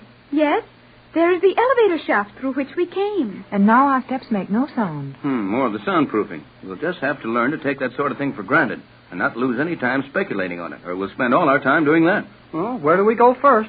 I think we should continue along this corridor until we see something of interest. Then we've gone far enough now. Yes, it's all interesting, but I'd prefer to see something a little different for a change. Let's keep on walking. Looks like our tunnel splits up pretty soon. So it does, Jerry. Just ahead there are two corridors. Well, I guess we can choose the one we want to use. G47 said we could go anywhere we wanted to. Isn't this floor sloping sharply downward? I'll say it is. Feels like we're walking downhill. G47 said this was the highest level of the ocean floor city. We may have to descend some distance before we find anything worthy of our inspection. At least we'll have to go on down until we find a doorway to use getting out of this tunnel. Oh, here's the dividing line. Which way do we go?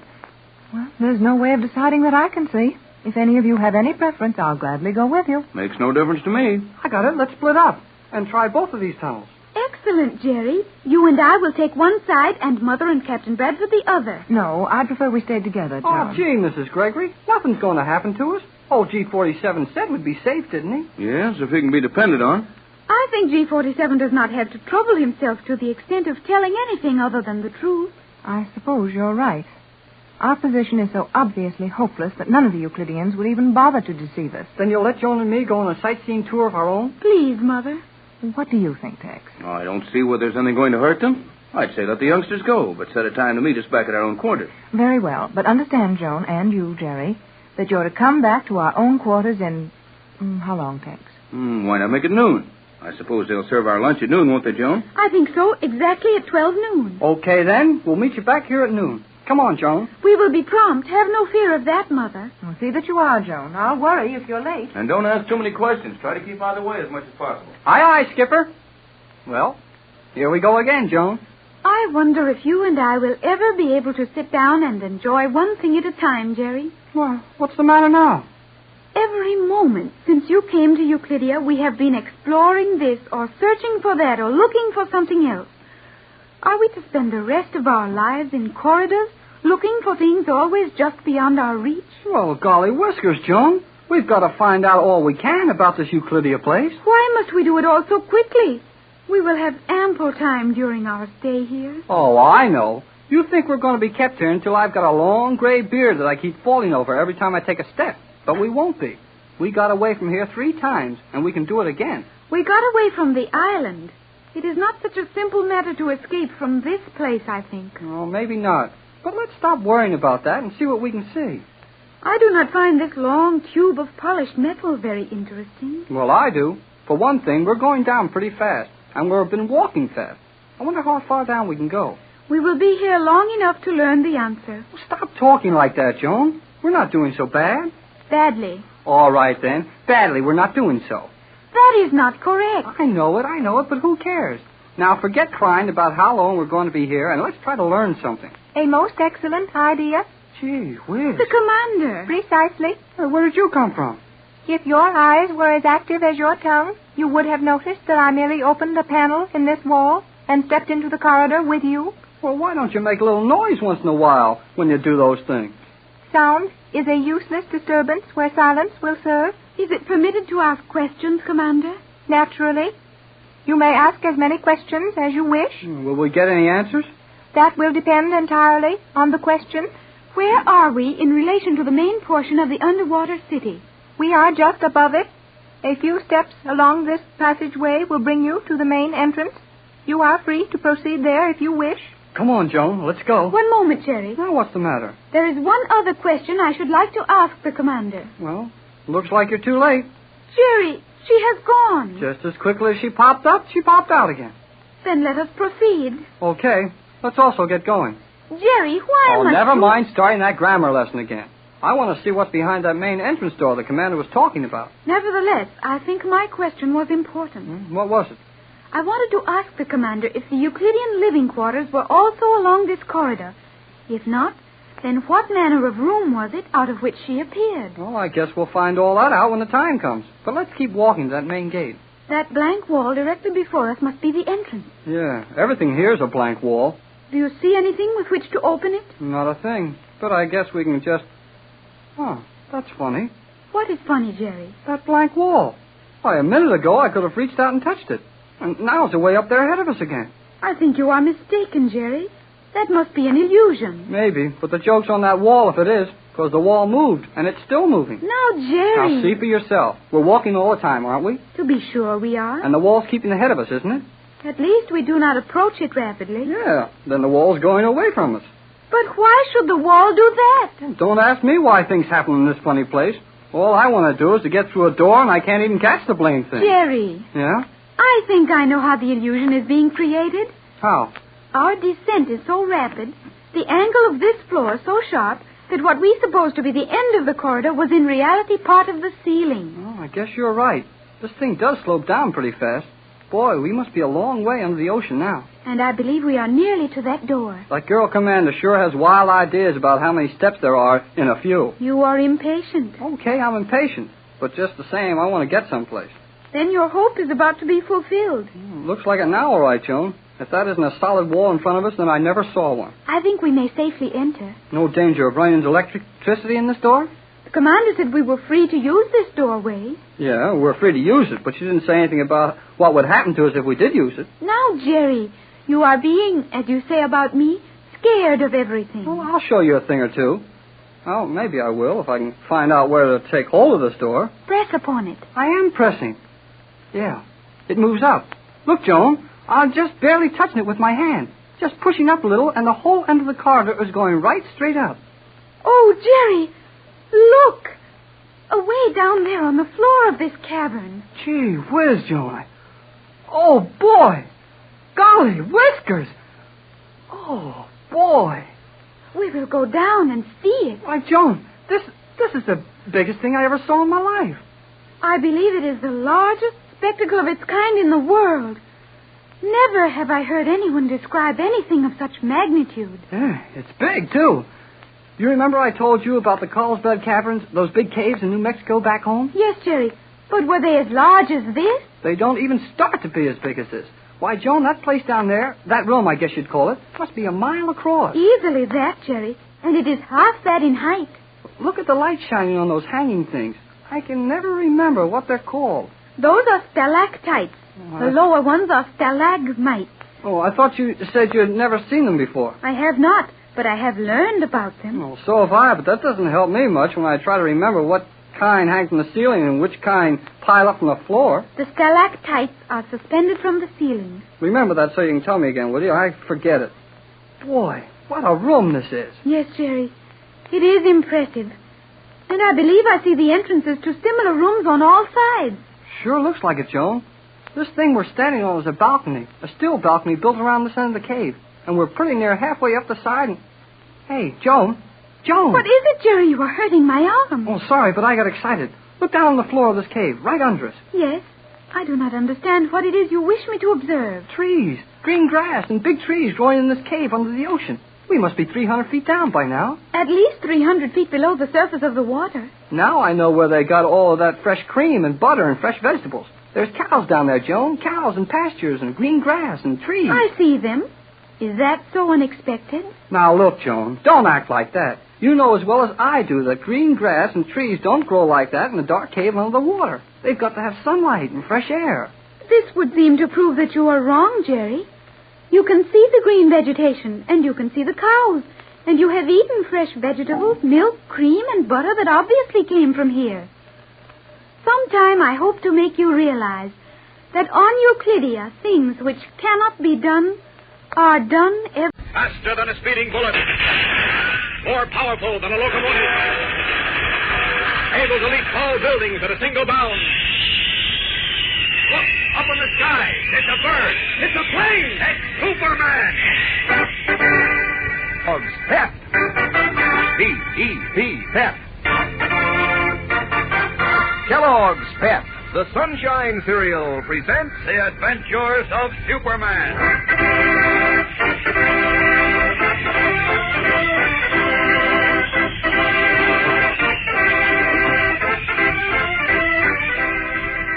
Today, Superman performs a modern miracle, but is forced to stand by helplessly praying for a medical miracle to save the life of Danny O'Neill, youthful victim of intolerance.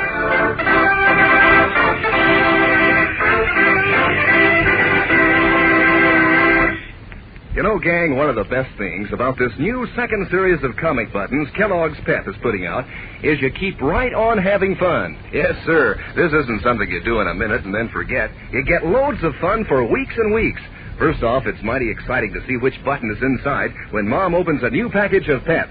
Maybe it's a second series button you don't have yet. Maybe Uncle Willie or Emmy from Moon Mullins. Maybe Hans or Fritz. Maybe even Superman himself, complete with cape and Superman insignia. But if it's a duplicate, that's even more fun because then you can scout around and see which one of your pals has a different button to swap with you. And then you have another gleaming, bright-colored comic button to pin on your jacket or your dress or cap. Now, it's a cinch to collect all 18 different buttons in this brand new series. All you do is to ask Mom to get you a package or two of Kellogg's Pep and look inside the package for your prize. Remember, you can't buy these comic buttons, and you don't send in any money, not even a box top. They come only as prizes in packages of P.E.P. Pep, the Sunshine Cereal, made by Kellogg's of Battle Creek. Now, the adventures of Superman. Veiled threats, unsigned notes of warning, and harsh anonymous voices over the telephone have for weeks heralded an organized attempt to spread hate and prejudice throughout the city of Metropolis. Then, in the darkness of the night, the first dirty, underhanded blow was struck. A disastrous fire that destroyed 6 buildings on Morton Street. The following day, Danny O'Neill, a young newsboy who had been an accidental eyewitness to the starting of the fire, was cruelly beaten. In the Metropolis Hospital, he was found to require a delicate brain operation. But the only surgeon who might perform the operation with any chance of success was in Chicago, 3 hours away by the fastest plane. As Superman, Clark Kent streaked west. Learning that Dr. Henley, the surgeon, had gone to the theater, the Man of Steel, once more in the guise and garb of Clark Kent, began a tour of the Chicago theaters. Desperate now, with precious minutes ticking away, we find him inquiring at the box office of the Lyric Theater, where a musical comedy is playing. I beg your pardon, but can you tell me whether Dr. Henley, Dr. Ernest Henley, is in this theater? Doctors usually leave their names at the box office in case of an emergency call, don't they? Yes. Just a moment. Thank you. Now, let's see. What was that name again? Henley, Ernest C. Henley. Bainbridge, Lewis, Cohn, Havemeyer, Henley. Yes, he is here. Oh, thank heaven. What's his seat number? I don't know. What? He didn't leave it with me. He got here after the first act curtain went up, and all he did was stop and tell me his name, Dr. Henley. Well, how can I locate him? Well, you'll have to wait till intermission. I can't wait. I've got to be back in Metropolis in 10 minutes. What did you say? I said that I... Well, never mind. I'm going in to find Dr. Henley. Hey, wait a minute. Come back here. The show's on. That's too bad. Stepping into the theater, Clark Kent avoids the usher who approaches him, hurries down the island. Once he reaches the orchestra pit, turns and faces the audience, raising his hands for attention. Ladies and gentlemen, your attention, please. Your attention. I'm sorry to have to interrupt the show, but this is a matter of life and death. Is Dr. Ernest Henley in the theater? I'm Dr. Henley. Dr. Henley, would you please meet me in the lobby at once? Thank you, ladies and gentlemen. On with the show. Hurrying back up the aisle, Clark Kent reaches the lobby just as Dr. Henley, obviously puzzled, emerges from the theater. I'm terribly sorry to have to do this, Dr. Henley, but as I said, it's a matter of life and death. My name is Clark Kent. I'm a reporter on the Metropolis Daily Planet, and I've got to... Oh, just a moment, young man. Not so fast. It's got to be fast, Doctor. A youngster is dying in the Metropolis Hospital, and you're the only one who can possibly save him. Did you say Metropolis? Yes, you've got to be there within half an hour. Young man, are you out of your mind? Metropolis is 1,000 miles from Chicago. Well, I've arranged all that. You've arranged what? I'm not Superman, you know. No, but I've arranged for Superman to fly you to Metropolis. You what? Well, there isn't time to explain now. Are you ready to leave? Well, I don't know. My hat and coat, they're in the check room. Well, get your hat and coat and wait in the stage door alley outside the theater. Superman will meet you there. But make it fast, please. Yes, but good heavens, this is the most amazing and confused, the famous brain surgeon, following Clark Kent's instructions almost automatically, re-enters the theater. A minute later, he emerges again, wearing his hat and coat. There on the sidewalk, waiting for him, is the Man of Steel, resplendent in blue costume and red cape. Superman. At your service, Doctor. And I think we'd better get going. Time is growing short. Are you ready? Why, yes, I suppose so. Good. Under my arm, then. That's it. Now, up, and away! Leaping high above the city of Chicago, Superman hovers for a moment in curious flight, takes a bearing from the stars, and heads east, carrying the one man who may have it within his skilled power, not only to save the slowly ebbing life of young Danny O'Neill, but at the same time to strike a blow at whoever is behind the murderous attempt to build up the fires of hatred. 2 hours later, as the clock in the Metropolis Bank Tower strikes midnight, we find Clark Kent and Jimmy Olsen at the now deserted office of the Daily Planet. Tell me again how Superman brought Dr. Henley from Chicago, Mr. Kent. Well, if I've told you once, Jim, I've told you a dozen times. At 10:30, we were in Chicago. At 10:50, Dr. Henley was at the Metropolis Hospital. Oh, who's we? Dr. Henley and Superman. Oh, you said we like you were Superman. Oh, did I? Hey, that sounds silly, doesn't it? Yeah, kind of. I think we ought to call a hospital again. It's midnight. Well, we can't keep calling every 10 minutes, Jim. Yeah, I know, but it's been an hour since Dr. Henley started operating. I know. It's an awful long time. Well, brain operations are very delicate things. They take lots of time. We've done all we can do, Jim. Everything humanly possible. The rest is in the hands of God. If Danny pulls through, and I'm praying he will, we're going right ahead with our plan to get to whoever's behind all this hate-spreading campaign. Muggs and the other kid aren't important. They're just tools. Someone higher up is using them. And that'll be your job, Jim. To get to the higher up through Muggs and his gang. You think you can handle it? I don't think I know. You just tell me what to do and I'll do it. Good boy, Jim. Now, could we call a hospital? All right. Go ahead. Get Miss Williams, the head nurse. I'll speak to her. Okay. Remember, this is the last call tonight. If there's no news, you're going home to bed. Oh, gosh, Mr. Kent, I couldn't sleep. Honest, I couldn't. Now, look, Jim, you've got to be sensible about this. Sitting here worrying isn't going to get that. Hello? Metropolis Hospital? I'd like to speak to Miss Williams, the head nurse. Mr. Kent's calling. Mr. Kent of the Daily Planet. Thank you. She'll be right away. Here. Okay, thanks. Hello, Miss Williams. This is Clark Kent. Well, I'm sorry to disturb you, but What was that? Oh, gosh. I see. Yes, I'll hold on. Mr. Kent is... Take it easy, Jim. Dr. Henley has just come out of the operating room. It's all over. All over? You mean Danny... I mean the operation's all over. Miss Williams is finding out the result. Oh, gosh. All we can do now, Jim, is pray. That's what I'm doing. I'm praying as hard as I can. Lowering his head, Jimmy clasps his hands in his lap, his thin body tight and tense. Meanwhile, an odd scene is taking place in another part of the city. A scene that in a moment will bring this episode to a strange and startling climax. Say, gang, if you should happen to help your mother with the weekend shopping, and if Mother should happen to need a new package or two of Kellogg's Pep, don't forget to remind her, because this sunny golden toasted cereal tastes a doggone swell. It's packed with real wide-awake flavor, so fresh and crisp that, well, you'll want to eat lots of it. And because Pep is good for you, too. Mom will tell you that. Why, your regular breakfast bowl full of Kellogg's Pep gives you your whole daily minimum need of good old sunshine vitamin D, and more than twice as much of an energy vitamin B1 as sun-ripened whole wheat. What's more, Pep is the prize package that brings you those snappy new second series comic buttons all the gang's collecting. Real humdingers they are. Brilliant colored pictures of favorite comic strip characters. 18 different buttons in all to collect and to trade duplicates with your pals. So better get busy. Make sure Mom gets you some more Kellogg's Pep, because that's the only way you can get these thrilling comic buttons. You don't send in any money, not even a box top. You get these swell prizes only in packages of P.E.P. Pep, the Sunshine Cereal, made by Kellogg, the greatest name in cereals. While Clark Kent and Jimmy Olsen are waiting anxiously for word of the success or failure of the delicate operation on young Danny O'Neill, a strange scene is taking place far across the city. In a room of a penthouse, a room equipped as an office, Muggs, the juvenile gang leader responsible for both the fire on Morton Street and the brutal attack on Danny O'Neill, stands alone at one end of the room. Actually, he is not alone. Directly in front of him is a heavy plush curtain masking a wall, and behind the curtain is a man who, although unseen, is not unheard. His voice, thin, hard, and brittle, cuts through the curtain like a knife. Answer me, you little fool. Why did you do it? Why did you attack that boy? I figured he'd seen us and was going to snitch. You're not supposed to figure. That's my job. You're supposed to take orders. Yeah, you sure. Realize what you've done?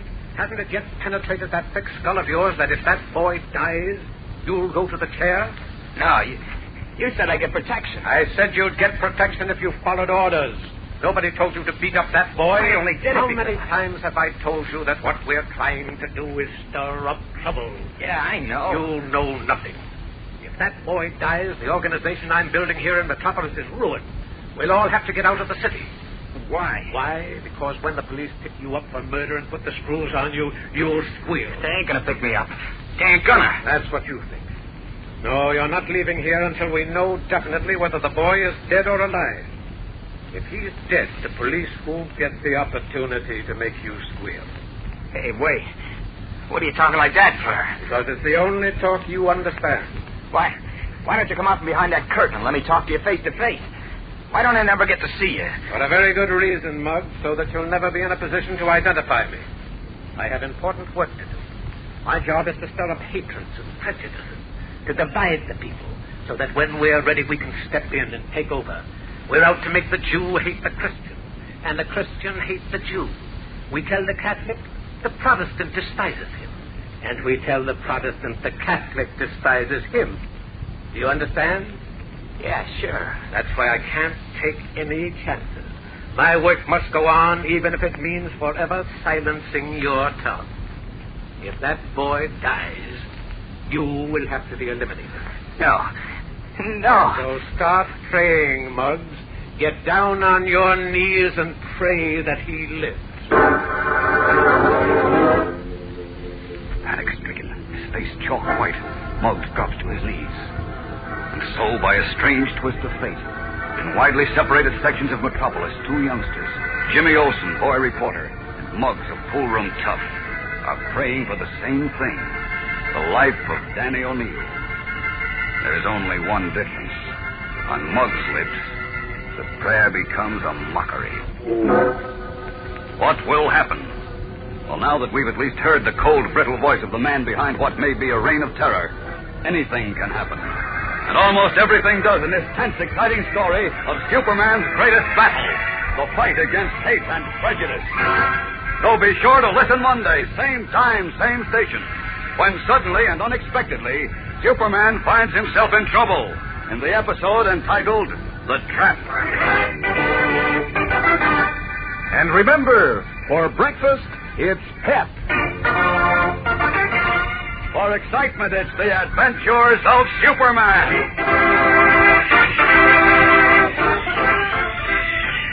Superman is a copyrighted feature appearing in Superman DC Comic Magazine and brought to you Monday through Friday by Kellogg's Pep, the Sunshine Cereal.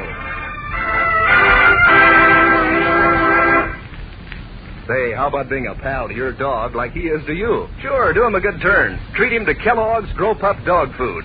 It beats all how many dogs give Grow Pup the glad eye. It's so full of meaty flavor, and there are 3 different kinds to pick from. There's Grow Pup Ribbon, Grow Pup Meal, and Grow Pup Pellet. You can give your dog the kind he likes best because they all have what it takes to help keep him right on the beam. For lots of muscle, for strong bones and teeth, ask Mother to base your dog's diet on Kellogg's Grow Pup every day.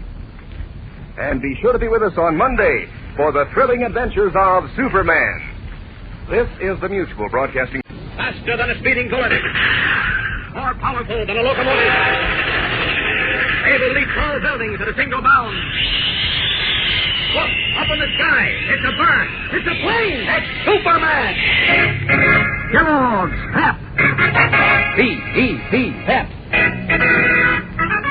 Kellogg's Pep, the Sunshine Cereal, presents The Adventures of Superman.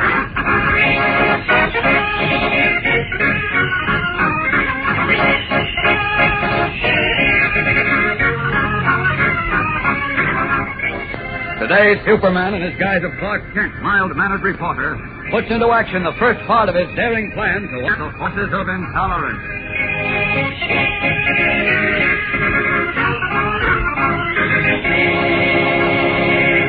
Hello there, gang. This is your pal, Dan McCullough. Say, I hear there's plenty of friendly competition among you fellows and girls nowadays to see who can collect the most different comic buttons from that brand new second series Kellogg's Pep is putting out. Isn't it swell fun trading duplicates that you get and adding to your collection? And don't these new comic buttons look keen pinned on your jacket or dress or cap?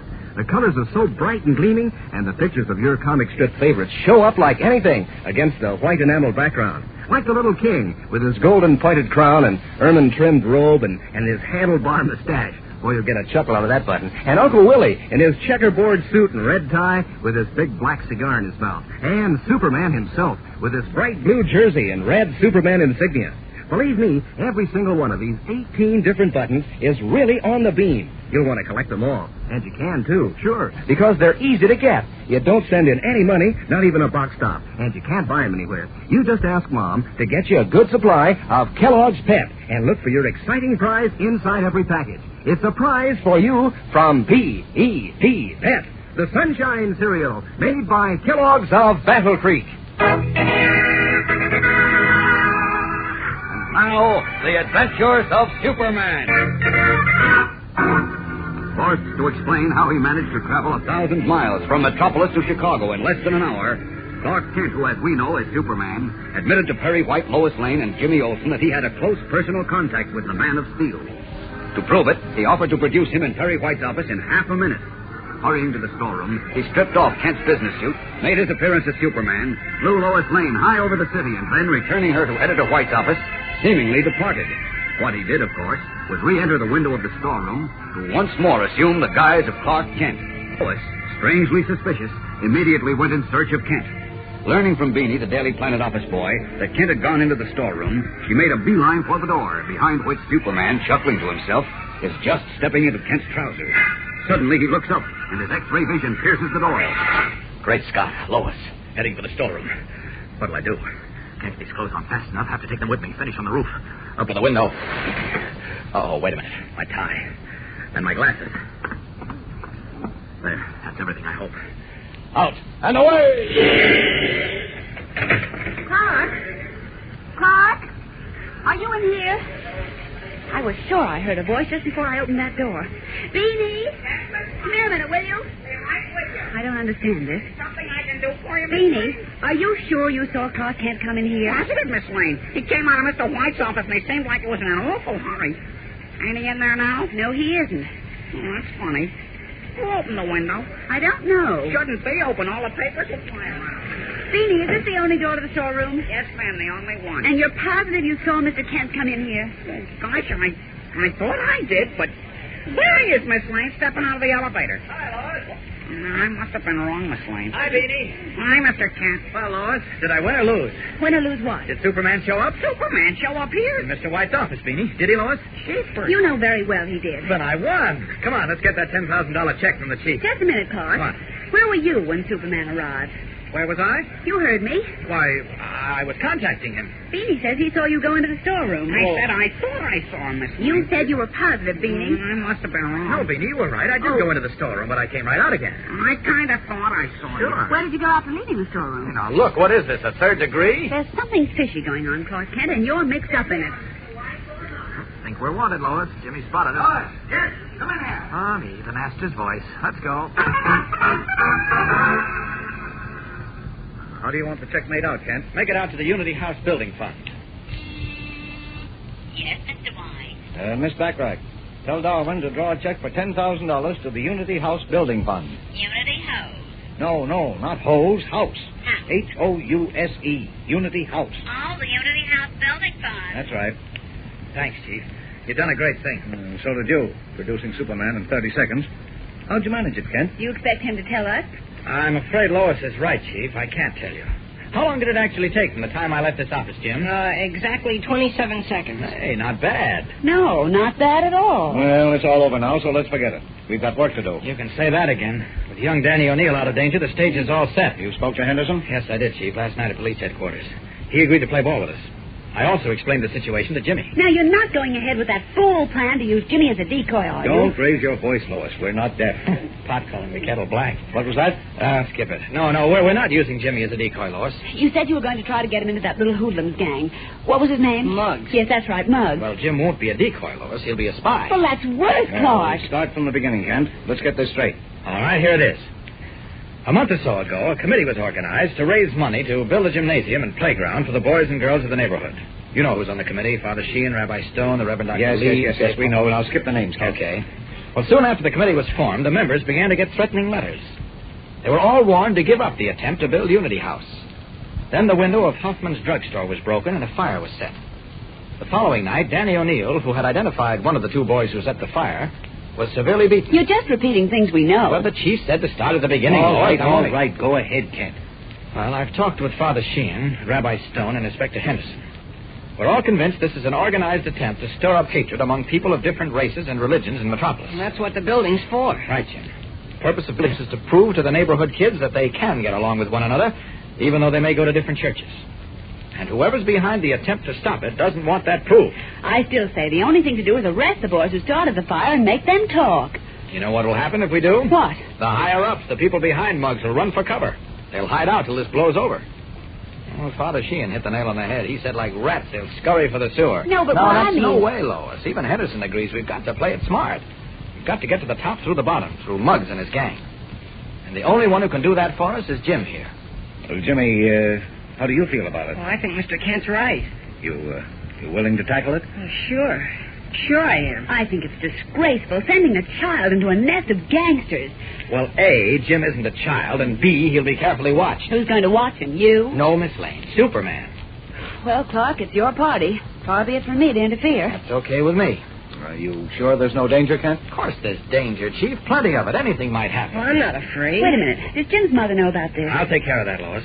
Well, what's your plan, Kent?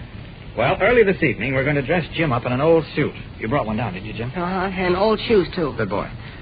You see, we know the pool room where Muggs and his gang hang out. It's at 6th and Walnut. With Jim disguised as a young tough, he'll wander into the pool room and try to strike up an acquaintance with Muggs. And then what? Well, then it'll be up to Jim. If he plays his cards right, he may be able to join up with the gang. If he joins up, then we have a direct line to whoever's behind this hate campaign. Once we learn who they are, I'll step in. You? Well, I mean Superman. Well, then say what you mean. Now, stop talking as though you were Superman. I've never heard anything like the way... You know, Jimmy, what you may be letting yourself in for. Yeah, I know. But if it'll keep kids like Danny O'Neill from getting hurt, it's okay. I hope it'll do more than that, Jim. What we're trying to do is cut out something rotten in this city, something that spreads like wildfire unless you kill it at its source. Something called intolerance. That's tough for doing it, Jim. But believe me, it'll be worth it. Are you still game? Yeah, sure. Okay. Tonight at 6, we'll strike the first blow. We'll return in a moment for the tense climax of today's episode. You know, gang, we've got a new kid in our neighborhood, and here's what he said to Rusty the other day. He said, comic buttons?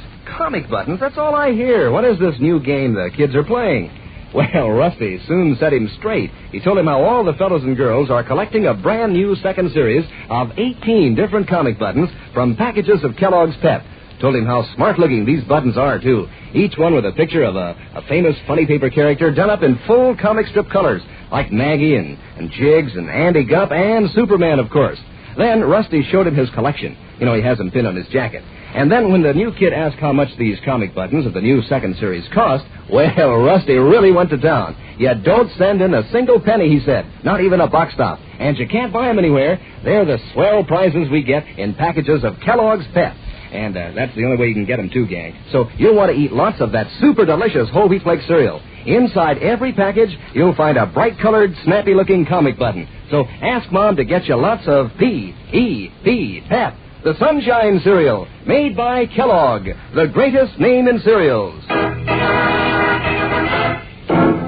It is 5 minutes to 6. Driving Perry White's car, Clark Kent approaches the corner of 6th and Walnut, where the pool room hangout of Muggs and his gang is located.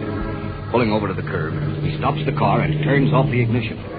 Seated beside him, Jimmy Olsen, dressed in an old, somewhat ragged suit, wearing a cap, licks his lips nervously. Well, this is it, I guess. Yes, Jim, this is it.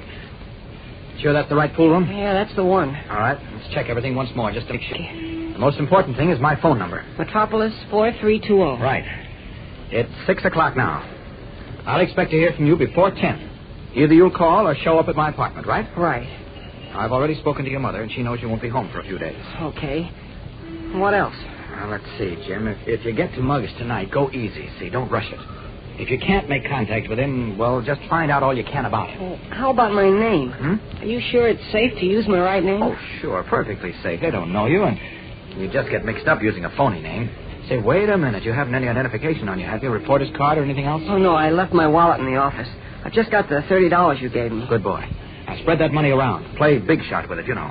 And don't forget, you're supposed to be a tough guy. Yeah, okay, bud. I'll be plenty tough. That's fine. Well, I guess it covers everything. You can still pull out if you want to, Jim. Well, not a chance. Good boy. I'll be at home waiting for your call. Right. Well, I'll... Wait, Jim. One more thing. What? I don't want you to be nervous or worried.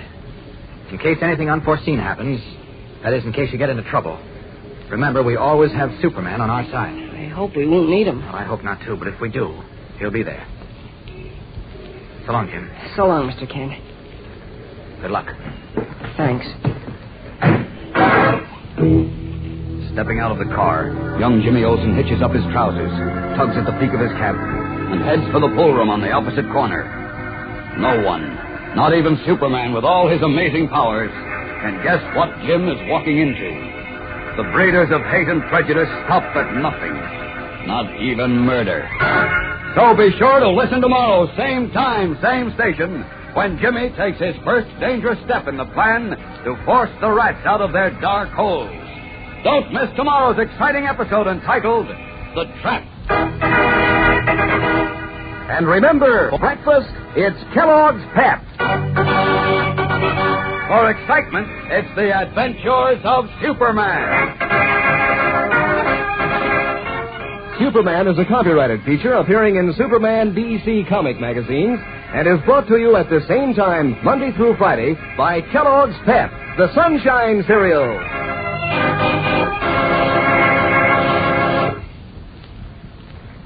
You know, it wouldn't surprise me, fellers, if your dog sometimes wishes he were you. Then he could tell Mother what he likes to eat. And it wouldn't surprise me if he'd ask for Kellogg's Grow Pup dog food quick. Why, it beats all how many dogs beg for it. Grow Pup has such a swell, meaty flavor, and there are 3 different kinds. There's Grow Pup Ribbon, Grow Pup Meal, and Grow Pup Pellets. They're all mighty tasty and mighty good for your dog. Help give him lots of muscle and strong bones and teeth. Remind Mother, next time she's marketing, to ask for Kellogg's Grow Pup. And be sure to be with us tomorrow for the thrilling adventures of Superman. This is the Mutual Broadcasting.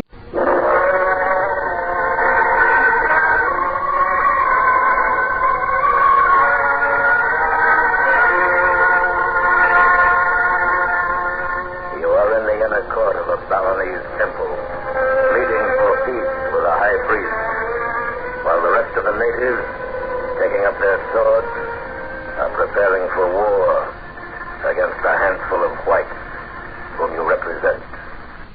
Listen now as Escape brings you Anthony Ellis's exciting story, A Matter of Conscience.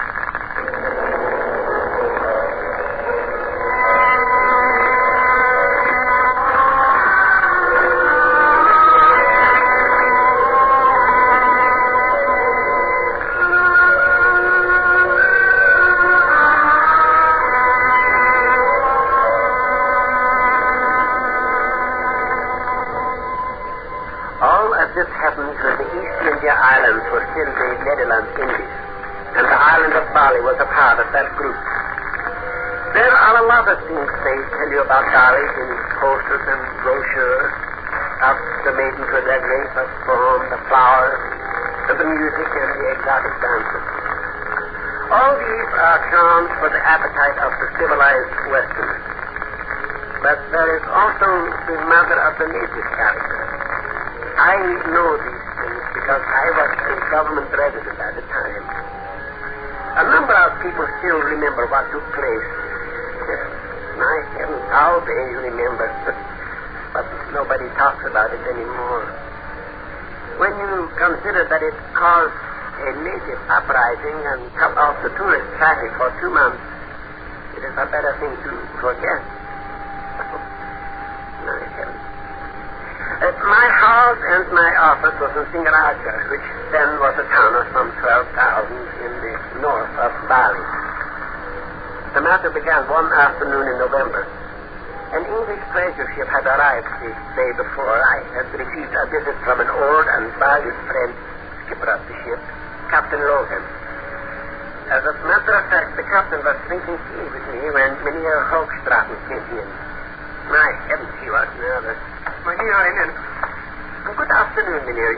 You've not met Captain Logan? No, you're from the English ship. Yes, how do you do? Mynheer Hoogstraten is my assistant.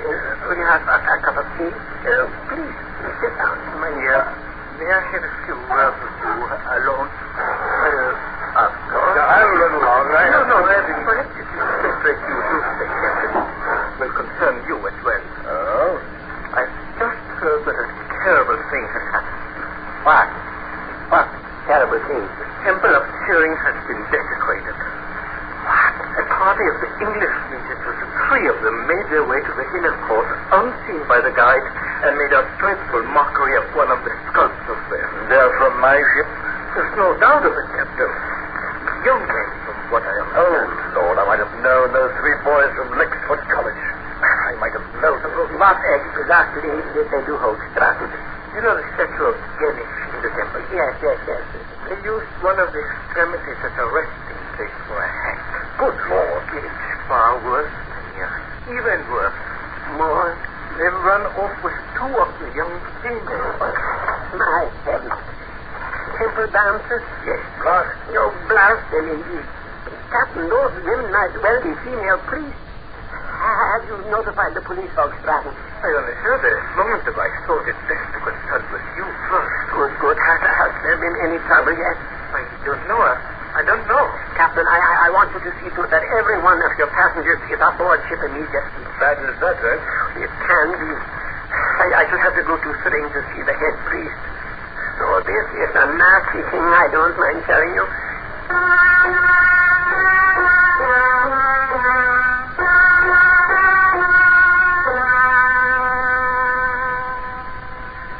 Chinese are a proud people, and on that day damage had been done to their pride.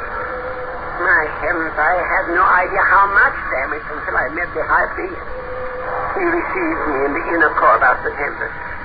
Mynheer Renen, it has been a long time since your people and mine have spilled blood. Are you speaking of the Dutch government or white men? Both. We are peace-loving. I do not need to tell you that. But today there is anger within us. I cannot say where it may lead. Because of the foolish and thoughtless antics of boys? They will be dealt with. They will, Mynheer. Is that a threat? They will be dealt with. Have I not always been fair with you, Mesdames? Always, Mynheer. Then let me attend to the matter. You may do as you wish. You are the government resident. Will you tell me, have you found the young men? By now they may have been found. And the women? They too will be dealt with. They were not priests. No, but they have brought shame upon us. One is my own daughter, Leang. Oh, I am sorry. Now you must forgive me, Mynheer. I have duties to attend. Look, Mesdames, you are an educated man. You know the Englishmen meant no harm. It's all stupidity and ignorance, and I cannot believe they would harm your daughter. Good afternoon, Mynheer.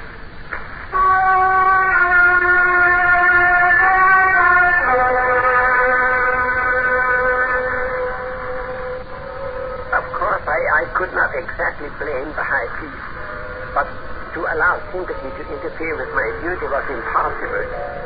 Before the thing went any further, it had to be stopped. There had not been a native uprising for over 30 years, and I frankly valued my position too much to allow one now. Bali is quite a luscious place to spend one's life, you see. I went to the constable, Mynheer Curran, and discussed the matter with him. I wondered what had happened, Mynheer Renen. It's altogether too quiet for this time of the day, and I don't like the sound of that gong. Do you think they would take up arms? Oh, I doubt it. I very much doubt it. Still, we mustn't be positive, must we? I trust that the governor has not heard about this. Oh, my heavens, no, it would mean our job. I tell you frankly, Curran, I'm worried. The Balinese seem to have disappeared. There wasn't a soul about when I came down. The tourists back aboard the ship? I imagine so. Captain Logan was seeing to it. And Madman would not say what has happened to the idiot boys who did this. No, but you know, the old man, more than likely his daughter and the other one ran off with him of their own accord. All the girls love visitors. Unfortunately, this time it is the head priest's daughter. Excuse me. Hello, Constable Singh. What? No. There. All right. Get as many men as you can, since they are armed. What happened? Yes, they'll be along straight away. What happened? Very bad. Easy, Orbit. Hello, Cornelius. Kerwin here. I want every available man on the street in 2 minutes. With guns. You understand? What has happened? No, it's the natives. They're running amok. I just got a call from the constable at Batum. I'll explain to you later. Have you a pistol in there, Ray? No, my heavens, no. You better take this. They are attacking. What have they done, Curlin? They're tearing about Bullalang, waving their swords all over the place. Searching for white men. That's as much as I could get over the phone. Oh, heavens. Oh, yeah, please, Mynheer Ray.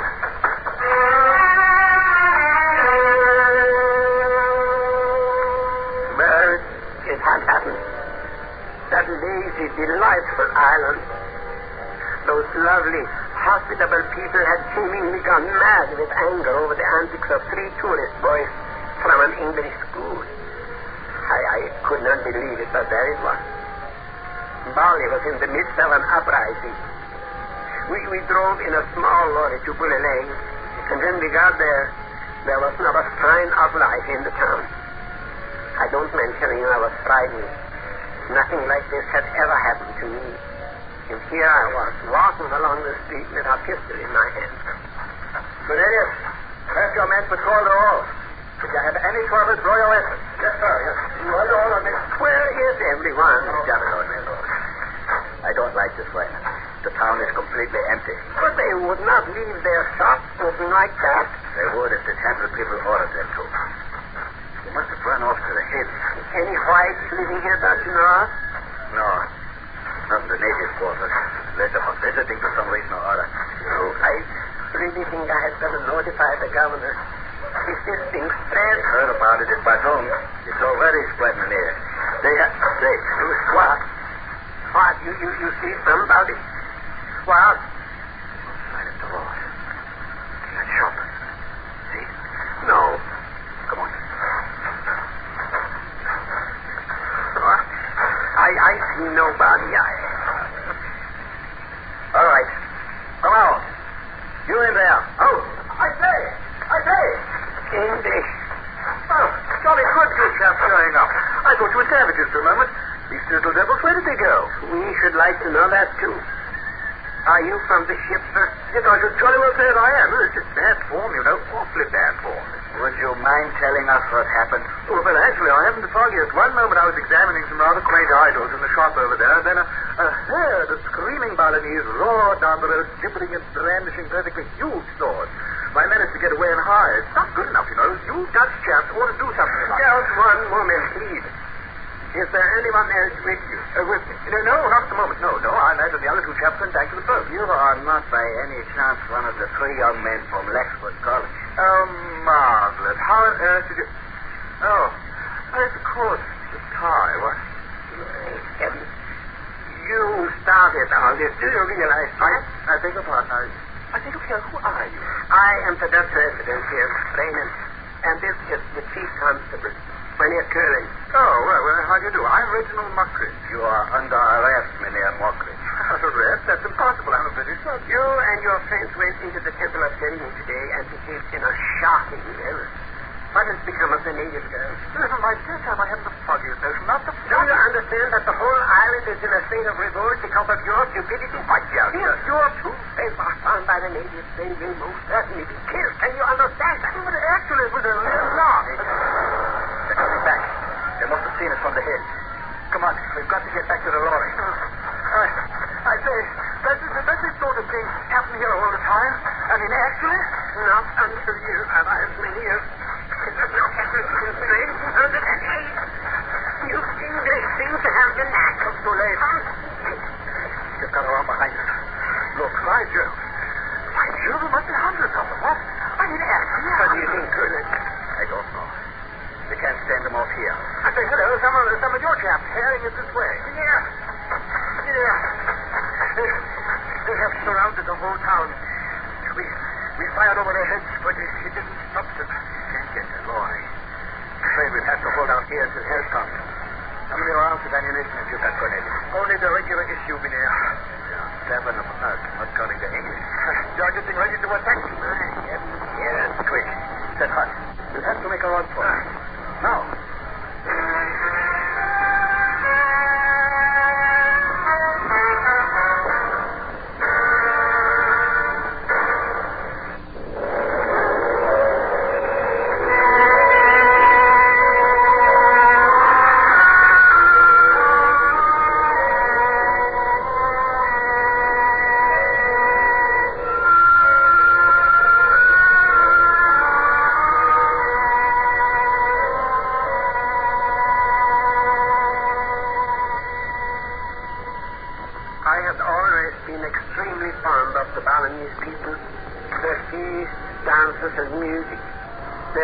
Together carefree and so civilized manner of life. But on that day, the island of Bali was the last place on earth in which I wanted to be. Constable Curran, his subordinate Cornelius, 4 native policemen, the English college boy Mockridge, and myself found refuge in a native hut and awaited the attack. As I have said, the entire population of Bulilang were descending upon us armed with swords, knives and clubs. Don't shoot till you're sure of hitting. We can't waste ammunition. Very well. I'll say, any of you chefs got an extra gun for me? Mr. Margaret, get back against the wall and stay there. Kindly remember you are under arrest. Oh, there's something in the room. Perhaps they've come to their senses. I say, look, they got Boggy and Harrison. Blast them. What? Boggy and Harrison were doing the tour together. Boggy, Harrison, it's all right. Boggy's here. Be quiet. Hold your fire. But be careful. It may be a trick. I must you deliver to us the young Englishman. We shall attack. It is the High Priest Madman. Shoot him down first. It's best not to run. No, wait. Now, a minute. Madman. We know the other one is inside. It's you. Bring him out. You know quite well that we have no intention of doing that. I warn you. They must pay for what they have done. All three of them. Let me shoot him. It is the only way now. Don't talk, Colin. Has your daughter been harmed, Madman? Or the other woman? I will not discuss anything with you. We want the Englishman. No, blast and double blast. Unless you release those men at once, Madman, it will mean severe penalties for your people. I say again, we shall deal with the Englishmen. No. They must die. Oh, I say. Madman, will you give me 5 minutes to think it over? They will give you 5 years. These two Englishmen are being taken out of your sight. The manner of their death will be prepared. If you choose not decide to give up the other, you will hear his friends as they die. It will not be pleasant.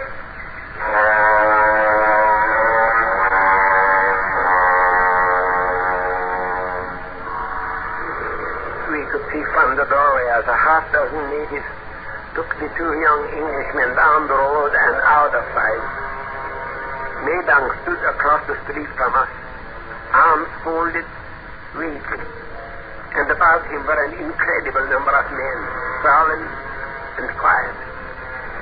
To me, it was as though the whole of the Balinese male population was there, not really caring whether we would agree to give up Mockridge or not.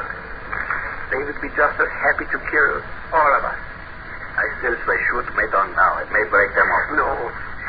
There must be another way. Well, you mean to say that you'll simply sit here and allow their chance to be murdered? Well, I won't. You give me a gun and I'll go on out there. Mr. Mockridge, you are very young and very foolish. You will be cut to pieces in 5 seconds. And your friends would die much more slowly. Oh, really? The governor must have heard by now. Soldiers should be on their way. I am afraid we will all be quite dead by then, Colonel. You know, it is more the matter of Madman's daughter, I think, than the desecration of the temple. He is very proud. If he does not go through with this, he is afraid he will lose face. There is smoke down the road, Mynheer. There, Cornelius. You see? My heavens. They are building a fire. Oh, no, but they wouldn't. I am afraid they would. How much time have we got left? About 3 minutes. I wonder. What? We might be able to do it. The back of the hut. We could break it out. It is very flimsy. Even so. Well, there were only half a dozen Balinese with the 2 boys. If we could get down there before Madman knew we were gone. I say, sir. You, sir, be quiet. There might have more men close by. Or we might not be able to reach them in time. Heaven knows I do not want to do it, Colin, but I can't see any other way. Can you? No. We'll try it. You better stay in the doorway where they can see you, Mynheer. As soon as we've broken through. Cornelius, better take Mockridge and try to get up to Singaraja. At least we can possibly save one of them. I'll see it through here if you don't mind, sir. I do mind, sir. You will do as you are told.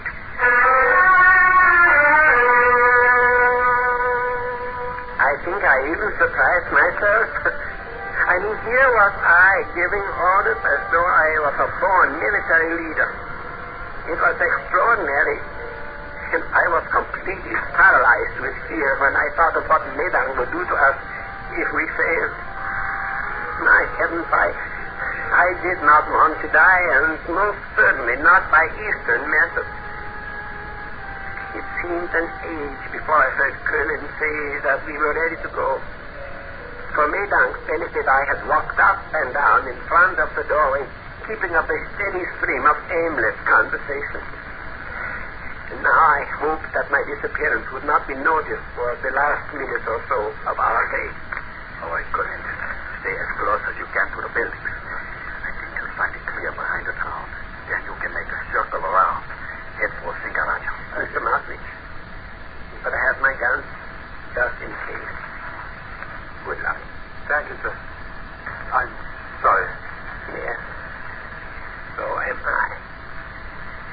Get help as quickly as you can, Cornelius. Yes, sir. Now then, Mynheer, we must be very quiet. Let me go first. Happening. You meant not a sound.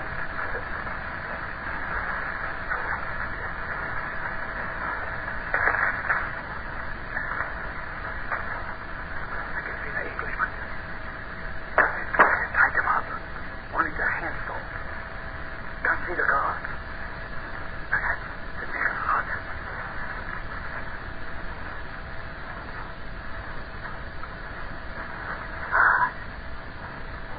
The guards are looking down the road, waiting for a signal to be done.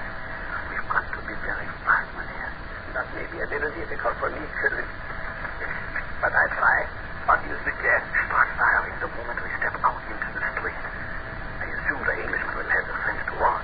Perhaps we get as close as we can before they see us. And then, without any shooting, we can accomplish the same thing. I have an idea that without the others, the guards might be inclined to be a little more peaceful. At any rate, we can try. If we have to, well, we kill them.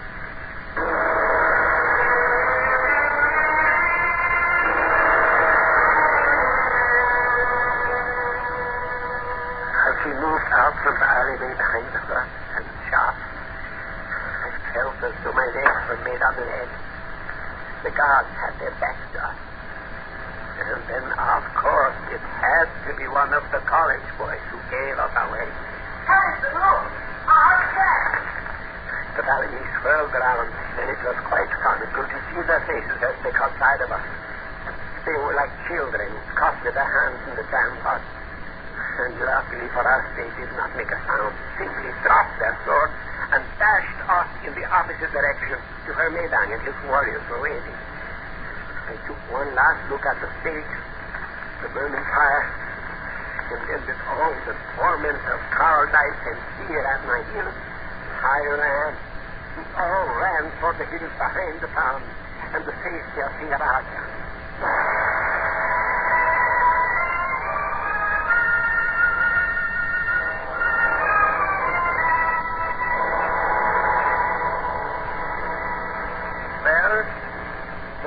Arrived, and that was the end to it.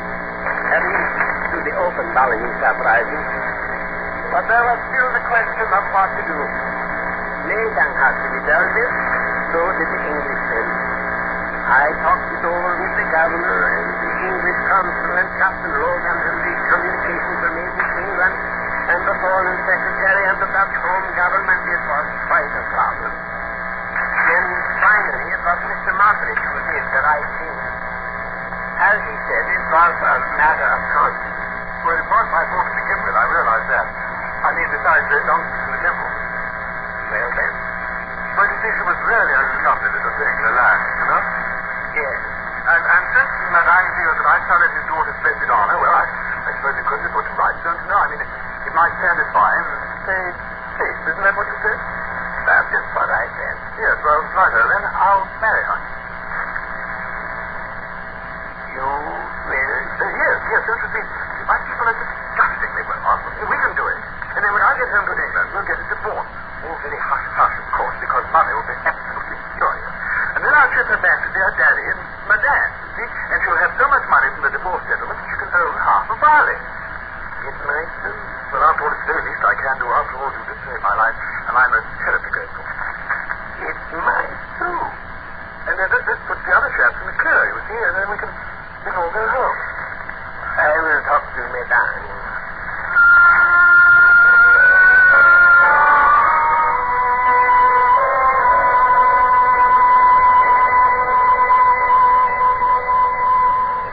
I did. I am to the governor and the British consul and finally Madam's daughter Leland. I think she was quite surprised, for she had no idea what it was all about, and I am sure she cared less, that being one of the delights of the Balinese ladies, their ingenuousness. But she agreed to marry Mr. Mockridge if he insisted, which about put an end to the matter. Madman was a little touchy for the next 2 months or so, and the governor thought it wiser to close the Balinese port to tourist ships until things calmed down. One rather odd thing, though, Madman's daughter never did return to Bali. Western civilization must have intrigued her immensely, for she remained Mrs. Mockridge, and the last time I heard from them, she's making a brilliant career for herself as a ballet dancer and the mother of twins.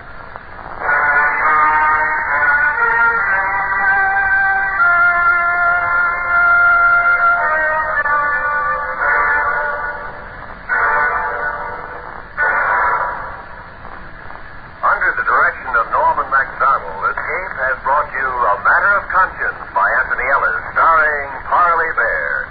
Featured in the cast were Ben Wright and Harry Bartell, with Jack Crucian, John Daner, Don Diamond, and Terry Kilburn.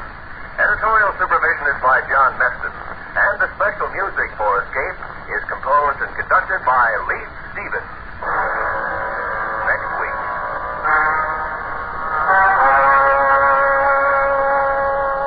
You are staggering across the blazing Sahara, your body charred by the sun. While somewhere ahead of you, lying in wait for you, is a tribe of natives, ready to either make you their king or kill you. So listen next week when Escape brings you Les Crutchfield's exciting story, The Diary of a Madman.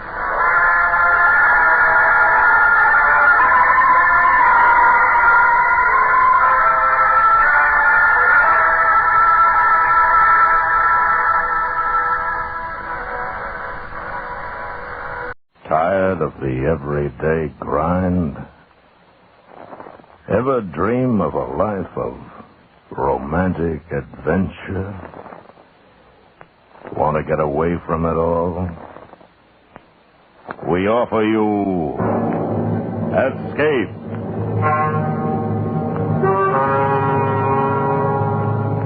Escape, designed to free you from the four walls of today for a half hour of high adventure.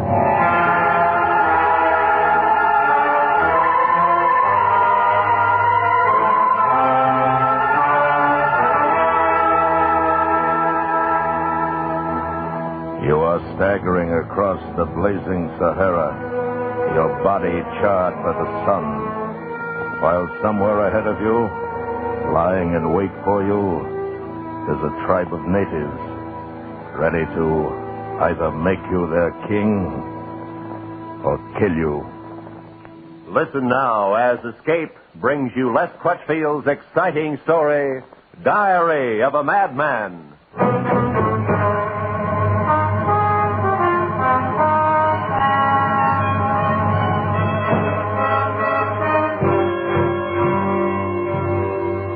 From Berlino's History of the Second World War, Volume 2, page 98. During the month of November 1942, the disintegrating German forces in North Africa, with the British Eighth Army doggedly at their heels, moved wearily westward. Morale was low, desertions frequent. But the soldiers of the Third Reich, who singly or in small groups struck southward into the terrible vastness of the Sahara, soon found the blazing days and the freezing nights and the dry and lonely cruelty of the desert far more formidable than any mortal foe. The fate of most is unknown, for few of them were ever heard of again.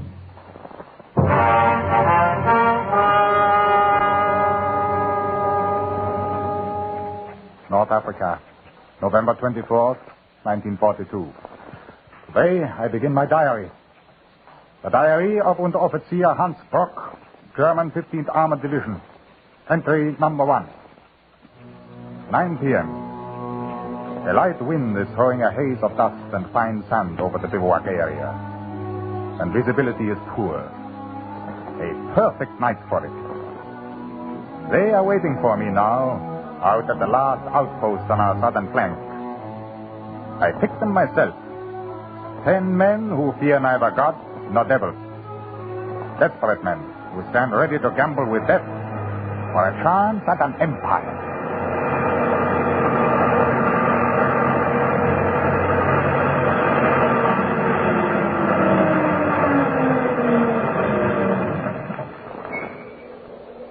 Carl? Geppo? Who is it? Hans? Where are you? Over here. Flash the light, Manny. Yeah, I see it. Turn it off now.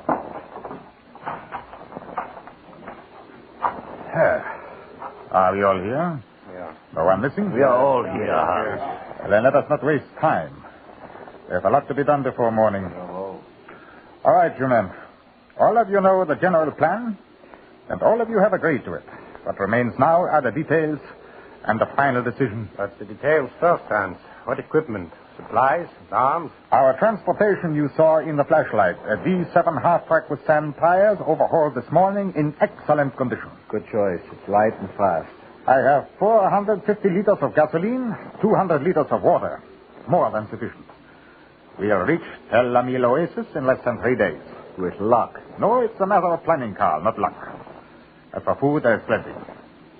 Ammunition? 3,000 rounds for the Schmeissers, 2,000 for your sidearms. But the gasoline, Hans, is not enough. It's 1,500 miles to the Niger. Roughly, yeah. The fuel will take us 1,000 miles. And after that, we walk. Exactly. But by then, there will be no danger of pursuit and no Arabs. The oases are close together, and there's plenty of wild game. And the price is more than worth the hardship. The Empire of the Niger has 1 million native subjects, slaves, taking their orders from us. Yeah, that's it, Geppo. 500,000 of them. Hating the French, ready to revolt. Ours for the asking. The Empire of the Niger, with every one of us a king. The alternative. Retreat. Day after day. With the British behind us and the Americans ahead. And no reinforcements now or ever. Back there is the camp and retreat. South of us, beyond the desert, is an empire. Our empire.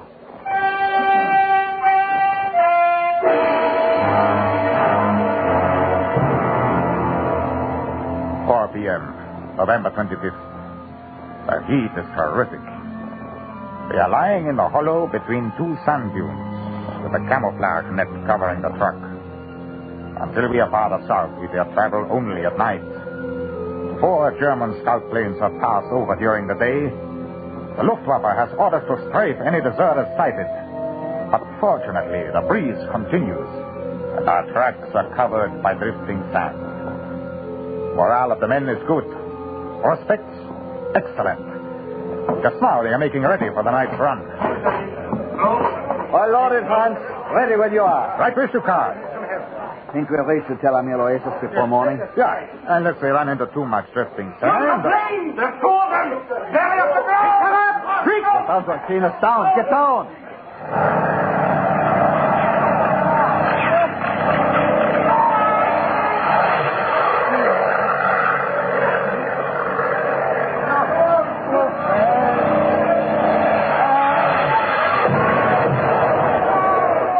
They've hit the truck. Come on, Carl. We have got to save some of that water. It's nothing else. Stay back, Hans! The firemen take off another gas tank! Got to take a chance. We need water. Give me a hand. Huh? Who was killed, Geppo? Everyone, I think. Except me and Manny. They were all on the truck. Here's one page. Take it quick. All right. I gotta check here, Hans. Manny's got run. Yeah. You better get away before that other gas run goes. Yeah, the fire's all around it. Come on. Yeah. 4 of us left. 4 other one left. 7 of us dead. This is far enough. All right. Put them down. Yeah. Those were German planes. They may come back, Hans. Why? They did a good job. Greetings from the fatherland. Too bad we couldn't get the food off the truck. Some of it was blown clear. I saw 2 cartons over there in the sand, and we have 36 liters of water. That should be enough. Enough for what, Hans? To take us to Tel Amil Oasis. What else? But, Hans, that's only the beginning. Somehow I didn't think the desert was so empty. So? Well, it is not empty behind us, Manny. It's full of firing squads. We just had a sample of what to expect. We'd like to go back for more of it. Hans is right. We made our decision, so why change it? We knew there would be trouble. What about the Arabs? They get paid a bounty to bring in the service. We still have our pistols. What odds do you want before you play? There is an empire waiting in the south, waiting for the 4 of us. Ours for the taking. All ours. 4 kings. Equals. Brothers. Kings of the Niger. Glorious thing the way you say it. Yeah. It is the carrot dangling at the donkey's nose. Well, no matter. I too am a donkey. Shall we start?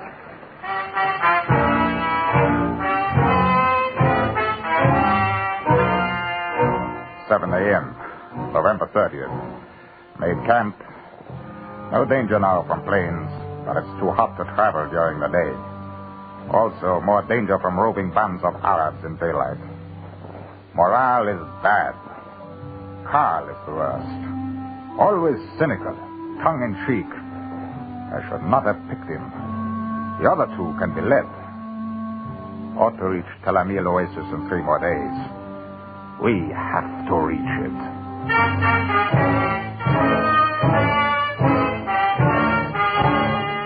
4 a.m., December the 3rd.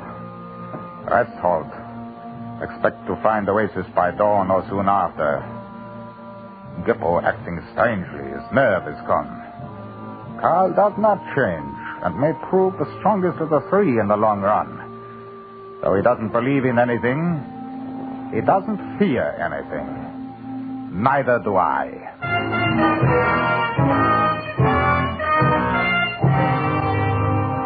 8:20 a.m. We found the Oasis. Look! Water! Trees and water! Trees to hide us from the sun! Trees. My empire. Tree. Oh, no. Hans? No, there's no water. It's dry. Huh? Sometimes it's below the sand. You have to dig for it. Here. All we have to do is dig down. It's no use, Hans. Somebody has dug down. There are holes all over here. 6 and 8 feet deep. Dry. Bone dry. You said there would be water, Hans. Trees and shade. The trees are dead. And there is no water, Hans. There, Paul, stop it. All right. There is no water. That's that. We'll have to reduce drinking rations, of course. It will take us a week to reach Avil Mak, the next oasis. A week and a half, Hans. It's the best. And if it too is dry, then what? It's the end. I will go no farther, Hans. You lied to us, promised us water. Blinded us with your dream of empire. We still have water. We still have food. We will go on. Hans, among brothers and equals, I think all should have a voice in the decision. So, very well, speak up then. What is it you want? Let's turn back and take our chances. We could rejoin some other unit. They wouldn't shoot us. Better yet, we could look for the British columns and give ourselves up. It's better than dying in the desert. And you, Carl? I'm inclined to go along with them, Hans. It was a good idea, but it didn't work. I see. Very well. Hans, what are you going to do? Hans, you can't drive us across the Sahara at the point of a gun. I don't intend to. I am removing the clip, dropping it on the ground, and returning the gun to my holster. Now, if any one of you attempts to turn back north, I will kill him. At the moment, I am unarmed, so if you wish to give up and go back, you'd better shoot me now. All of you have guns? What are you waiting for? We wouldn't do that, Hans. Shoot you down in cold blood. I will shoot you, Manny, if you try to turn back. Well? You devil. You know we can't do it. You'll give him the chance, though. All right. Time is up. That was quite a gamble, Hans. Yeah. Why not? There's an empire at stake. All right now, let's march.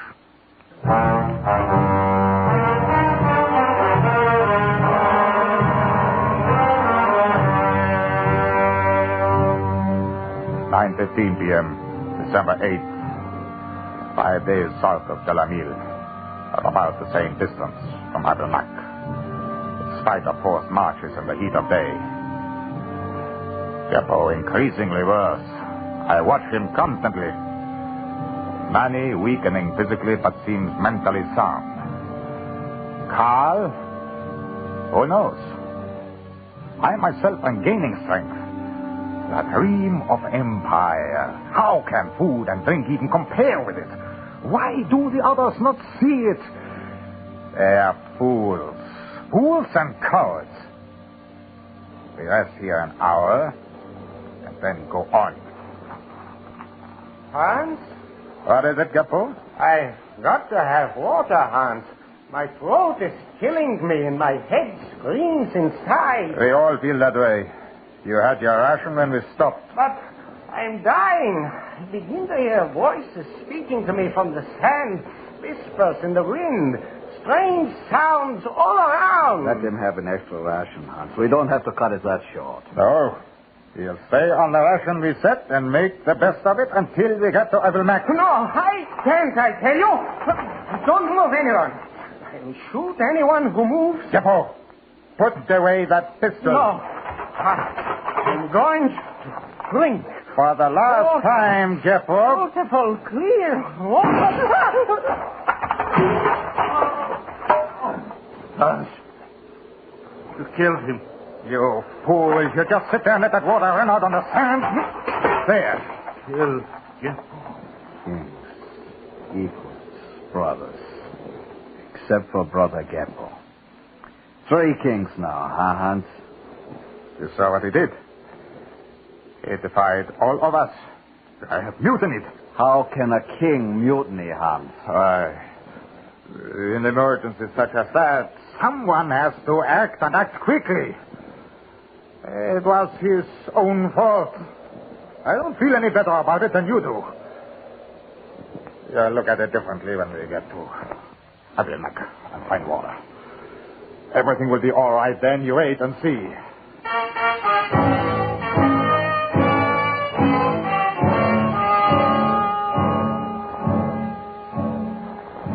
2:45 p.m., December 16th. Our progress grows slower. Day or night, we stop now only when we drop exhausted. We rest an hour and go on. The large oasis of Habernac is still 5 or 6 days away. There will be water at Habernac. I must keep saying that. Believing it. Making Carl and Manny believe it. It is only the strength of my dream that drives them on. How to make kings from such material. A problem indeed. 3 p.m. Time to go on.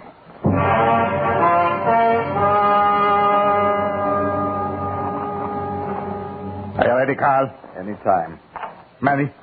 Hans, I have to rest a little while longer. We have been here half an hour, Manny. And we stopped only an hour before that. No, but just 5 minutes, Hans. Try getting on your feet. You'll feel better standing up. I don't know it. Here, Manny, I'll give you a hand. Yeah. There you are. Thanks, darling. Touching to make. It'd have to be carried. Well, if we take it in short hauls, I'll get his left arm here. Leave him alone, Carl. Move back. Maybe with a little help. Get up, Manny. As I can't move. Then you understand that we cannot take you with us? No, Hans. No. You cannot leave him here like this. Let's go, Carl. No, please. At least we can move him under the shelter of those rocks, leave him some food and water, come back for him after we found the oasis. We have barely enough water for ourselves. We can't afford to waste it. Waste it? There's no use arguing, Carl. Let's go. And if I don't? I will kill you. Now move. Hans, please. No, Carl. Manny, Goodbye, Manny. No. No, don't leave me. He has no right to expect anything else. I wouldn't if it were me. How can you be sure, Hans? It is a matter of either him dying or all of us dying. I feel bad about it, too. You're bearing up well. One of us has to. We cannot give in to sentimental weakness. Speak louder, Hans. Manny is screaming in my ears. You are imagining it, Carl. I cannot hear him. I know you cannot.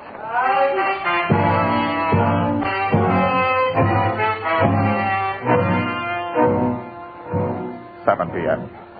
December 19th. Today has been the most terrible of all. There was no wind, and the sun flamed with a fury impossible to describe. Our minds play strange tricks. Around noon, I seemed to hear Manny's voice calling behind us. We have 1.5 liters of water. No food.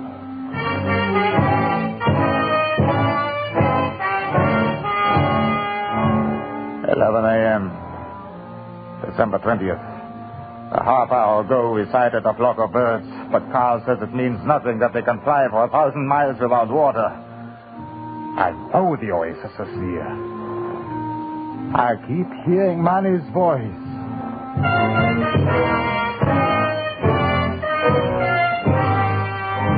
"7:10 p.m., December 21st. An hour ago, we stumbled into the Abakmak oasis. There are birds by the thousands for the killing and eating. Ripe dates, firewood, and water. Pools and rills and ponds of water. Water.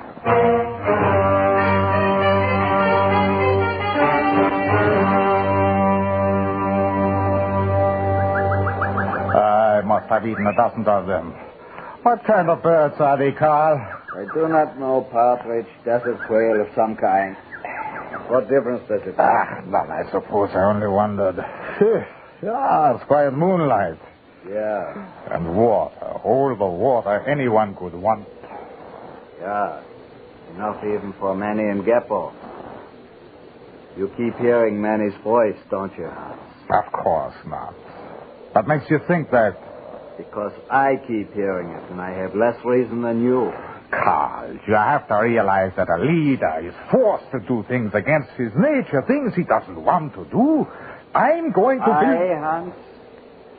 Thought it was we. Yeah, well, I mean we, but anyway, that is the thing that has to determine every move, not our personal feelings. Maybe so, Hans. Incidentally, it is not we. I am not going on with you. What do you mean?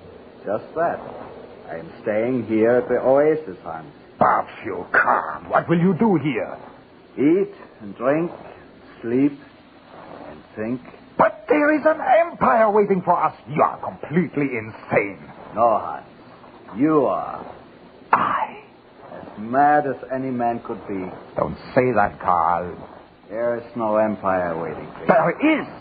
No, Hans, because you're insane. Don't say that. But fools we were to follow a power-drunken madman off into the desert. Power and the love of power, the old destroyers, and the trail of violence and murder they leave behind. But I had to do it, Carl. I had to sacrifice Geppo and... The old story, the end justifies the means. Only it never does, Hans. The end is created and shaped by the means. You've sown violence and death, and you'll reap violence and death. No, there's an empire waiting. It's mine, Carl. You are as crazy as Don't say that. Hearing voices babbling about an empire. Carl, don't say that. You're insane, Hans. How plain you're... I told you not to say it, Carl. I warned you. It was your own fault. The same way it was Geppo's fault. Huh? I didn't kill you. I missed. I am glad I missed you, Carl. Huh? Yes? You are insane, Hans. You're hearing things. No! It's all in your head, like Manny's voice. No, you're wrong. I don't hear Manny's voice. Maybe I ought to talk louder, Hans. Manny? Ah, no, it can't be. How about me, Hans? Don't forget me. Geppo! Ah, that's a trick. You're dead. Of course, Hans. We are dead and you are insane. No, don't say that. It's quite a joke, really. It's the diary. Yeah, I wrote you into it, and that's what makes you stay alive. If I tear you out, you'll die and go away. Yeah. Don't you understand? Tear out the piece. And then you'll stop it and go away? It's all in your head, Hans. Why don't you laugh? There now. Now you stop. Huh? You're hiding there. I see you behind that tree. There, by the rocks. Over there. You can't stop me. I tell you there's an empire waiting, and it's mine. I'm going to be a king. Take the gun. You can't stop me. None of you can stop me. I'm going to be a king. Do you hear me? A king!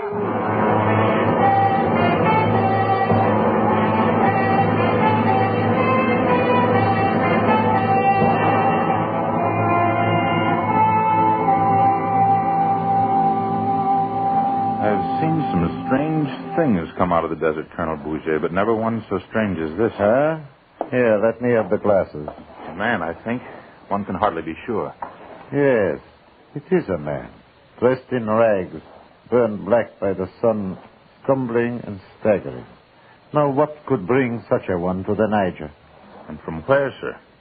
There's nothing behind him but 1,500 miles of desert. We will ride out and meet this remarkable traveler. Yes, sir.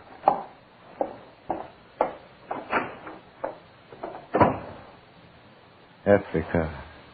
After 30 years of it, it is still as much a mystery as ever.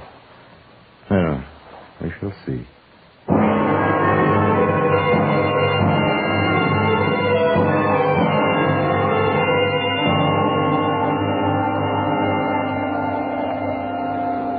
His skin, blistered to shreds, and yet he lives. Life clings to shreds in Africa.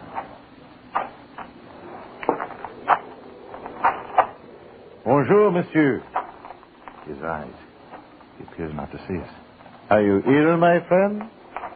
Where do you come from? You are wrong, Carl. You can see now that you are wrong. For I have an empire. As a million slaves. What did he say? It hardly matters. It was not addressed to us. All three of you laugh. But now you see.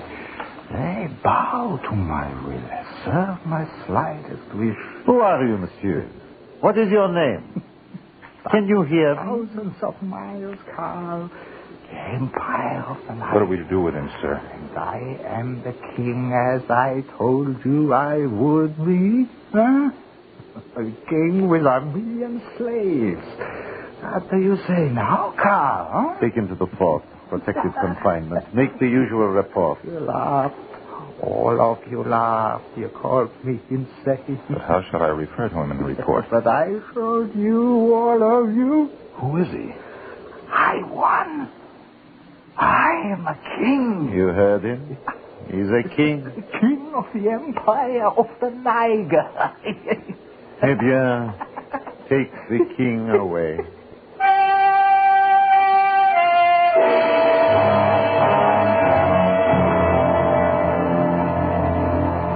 But those who struck southward into the terrible vastness of the Sahara soon found the blazing days and freezing nights and the dry and lonely cruelty of the desert far more formidable than any mortal foe. Few of them were ever heard of again.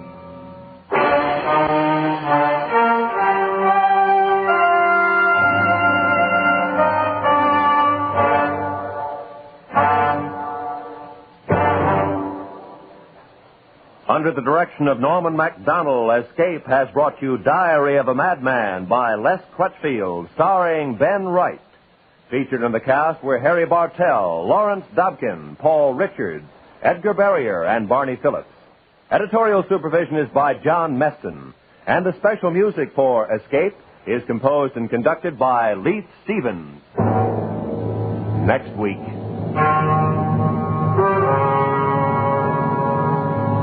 You are trapped in a snowbound cabin in northern Canada. The temperature slowly dropping. While across the table from you, his eyes staring at you, is your only companion, a madman, waiting for his chance to kill you. So listen next week when Escape brings you Anthony Ellis's terrifying story, A Study in Wax.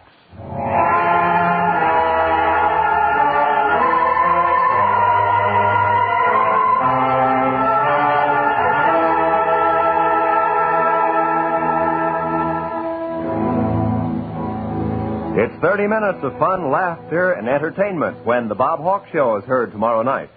Bob Hawk, the quizmaster who's never at a loss for words, who puts words together so that they lead the contestants right up to the LEMAC questions. You'll laugh and learn, for the Bob Hawk Show is fun for everyone. Hear it tomorrow night on most of these same CBS radio stations. This is Roy Rowan speaking. America now listens to 105 million radio sets and listens most to the CBS Radio Network.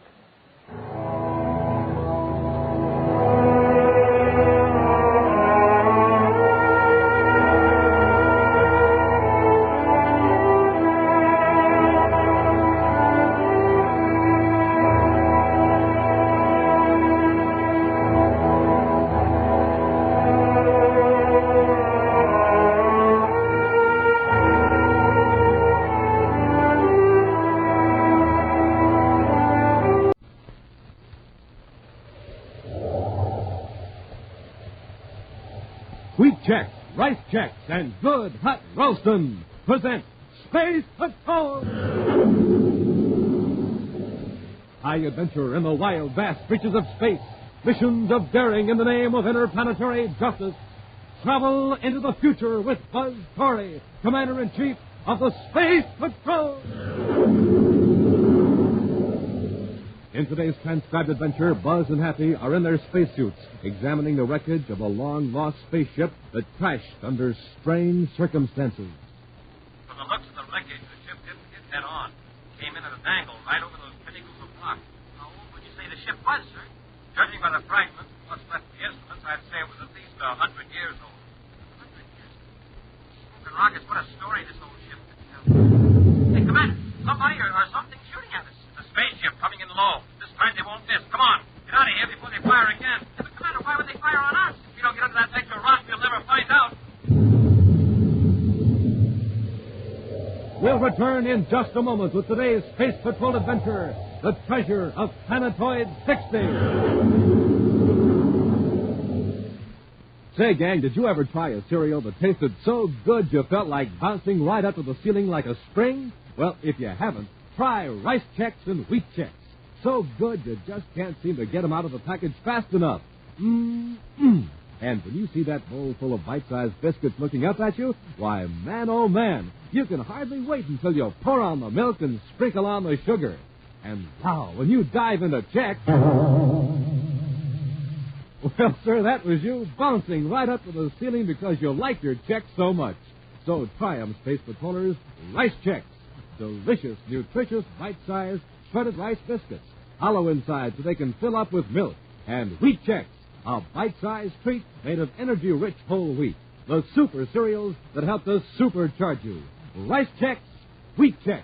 The only cereals in the universe that bring you a magic space picture inside of every package. And now, today's Space Patrol adventure, The Treasure of Planetoid 60. Commander Corey and Cadet Happy have just finished inspecting Space Patrol units on the planet Neptune. Now, in the Neptune City headquarters, Buzz is showing Happy a fragment of bluish rock streaked with bands of violet. Some odd-looking rocks, huh? What is it? It's called transplutite, Happy. It's brought here by a gem expert named Hollister. He wanted it examined by the Space Patrol scientists. Transplutite. I don't think I ever heard of it. Very few people have. Outside of a few specimens in museums, no transplutite has been seen in nearly 100 years. Hollister says that yesterday 2 men came into his shop with several chunks of this rock. He couldn't believe his eyes. The men refused to say where they got it. Well, why did Hollister bring it here? Does he think it was stolen from a museum? Yes. We're checking by spaceophone now with museums all over the solar system. Oh, then this transplutite must be pretty valuable. Extremely. Not because of the rock itself. It's the Arcturium in it that makes it valuable. That's another new one, Commander. And you've never heard of Captain Hartog? No, sir. Well, Captain Hartog was a scientist and space explorer who lived about a century ago. After a long space trip, he showed up on the planet Earth with samples of his blue rock. Some strange new gems that he'd ground in the microscopic cutting tools. The amazing thing about these gems was that they emitted radiation when a small current was sent through them. They provided their own light for the most delicate analysis under a microscope. Oh, I see. Instantly, there was a tremendous demand for the gems, and Captain Hartog was the only one who could supply them. When he was asked where he got them, he just laughed and said, from Arcturus. Arcturus? Well, that's impossible. Of course. Arcturus is a star 32 light years away. But the gem was called Arcturium just the same. And the rock itself was named transplutite, indicating that it came from beyond Pluto. Well, didn't Captain Hartog ever tell where he got it? No. No, he blasted off on a space flight. Nothing was ever heard from him again. No trace of his ship was ever found. Naturally, that cut off the supply of Arcturium. No substitute has ever been discovered. Well, is there Arcturium in this piece of rock, Commander? Yes. Well, here's a chance to use your new Space Patrol microscope. You got it with you? Oh, yes, sir. Right here in my pocket. All right. Now, focus it on one of those violet streaks in the rock. Well, it sure is a terrific little microscope, sir. I've been making fingerprint tests with it just for fun. Well, you'll find it comes in handy in hundreds of ways, Happy. For a long time, we've needed a small, compact, powerful microscope. I bet I turned down a dozen models till the security lab came up with this one. Oh, it's a beauty, sir. It's light and still plenty rugged. I've got the microscope focused, sir. Now, just watch that violet streak. It looks like tiny sparks of light are shooting through the rock. That's the action of the Arcturium, Happy. You could see it better if the rock were polished. If electric current were applied, the Arcturium would really glow. Should I hook it up to a current, sir? Now, let's wait till we get over to Hollister's shop. I want to return the sample to him before Corbo and Ruff get there. Corbo and Ruff? Well, they're the 2 men who brought in the transplutite. If one of their samples is missing, I'm going to get suspicious. That is, if they're up to something crooked. Let's get over there right away. All right, Hollister, where is it? Touchstone. We left 4 rock samples here, and we've only got 3. Where's the other one? Come on, Hollister. What are you up to? What are you doing? Trying to make him talk. Leave him alone. Take your hands off him. Might as well, I guess. Must have hit him a little too hard. He's unconscious. That was a stupid thing to do. That Corbo, what business has he got holding out on one of our samples? Maybe he wasn't sure what it was and turned it over to another mineral expert. Why didn't he say so? Professional pride, maybe. Anyway, we'd better shut this door to his back office and get out of here. You got the other samples? Yeah. Come on, let's go. You, sure you searched every place here in the outer office? Yeah, even the safe. It was unlocked. We'll blast off for Saturn and have the samples tested there. And next time, Lep, no strong arm stuff. All right, Corvo. Let up, will you? Good afternoon, gentlemen. Hi. Where's Mr. Hollister? Oh, he stepped out for a few minutes. Just wait, he'll be right back. We're in sort of a hurry, if you'll excuse us. Oh, just a minute. Are you Frank Rupp and Kent Corvo? That's... Why... What if we are? You fit the description Mr. Hollister gave me. Then this must be one of your samples. Why, this, that's right. It's transplutite, all right, with Arcturium. Oh, fine. May I have it, please? I'll wait till Mr. Hollister returns. Where did you get these samples? We don't actually know where they came from. We got them from a space prospector we met on Jupiter. We're acting as his agent, so to speak. You came directly here to Neptune from Jupiter? That's right, Commander. Well, if this prospector friend of yours has discovered a source of Arcturium and wants to keep it a secret, that's his affair and yours. Fine, and then you'll be going along. Commander, what's that? It came from the back room. Check on it, Happy. Yes, sir. You two stay where you are. Sorry, Commander. We've got other plans. Hey, what are you doing? This will take care of you, cadet. That satchel of rocks makes a nice weapon, Corvo. Come on, let's get out of here, quick.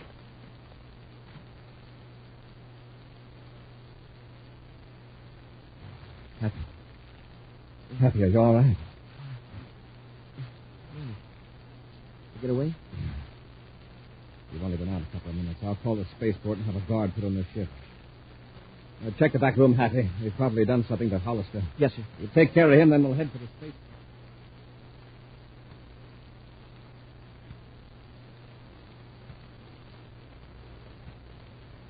Here's Corbo's ship, Happy. It looks like we got here ahead of him.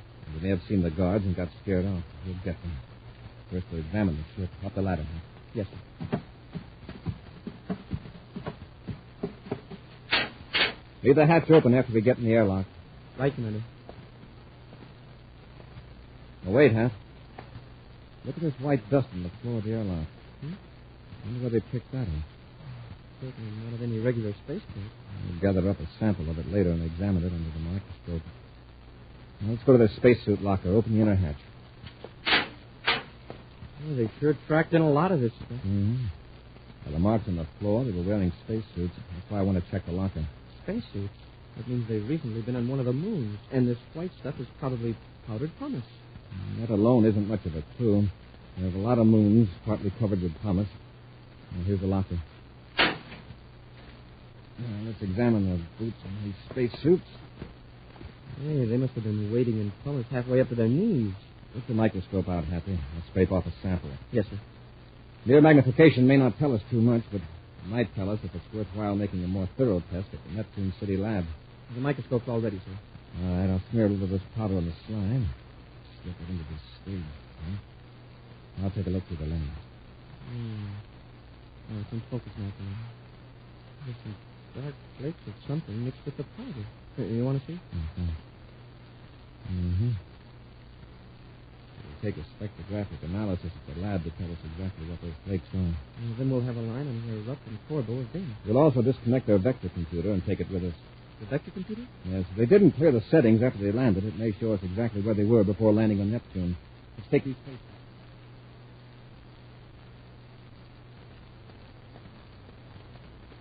Corbo, look at our ship. They got guards around it. They must have come through and alerted the spaceport. We better get away from here quick. Yeah, get out of the city. How? A surface car. We'll drive out through the surface locks at the north side of the atmosphere shaft. The space phone rapper to pick us up on a spaceship the other side of the hill. We have to have spacesuits to transfer to the ship. They're already in the surface car. Come on, now. We've got to get out of Neptune City before they put a guard at the surface locks.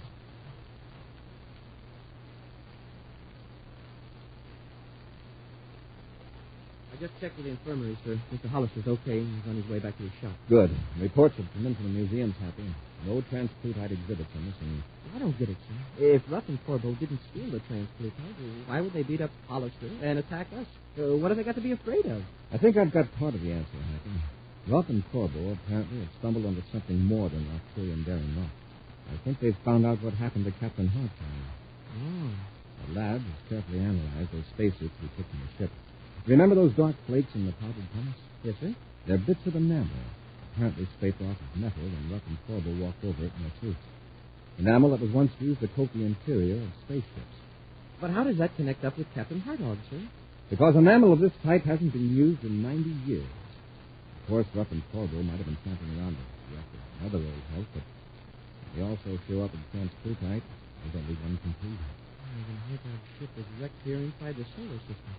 If we only knew where. The vector computer from Corbo's ship gave us a clue. Corbo didn't come to Neptune directly from Jupiter. The formula for the vector curve indicates that they came from the direction of Planetoid 60. Planetoid 60? Yes. One of the thousands of planetoids that have never been officially observed at close range. Its orbit is so freakish that old 60 has been out of the regular space range for 50 years. And that's where Hartog's ship crashed? And that's what we're going to find out. Let's get out to the spaceport. We'll blast it.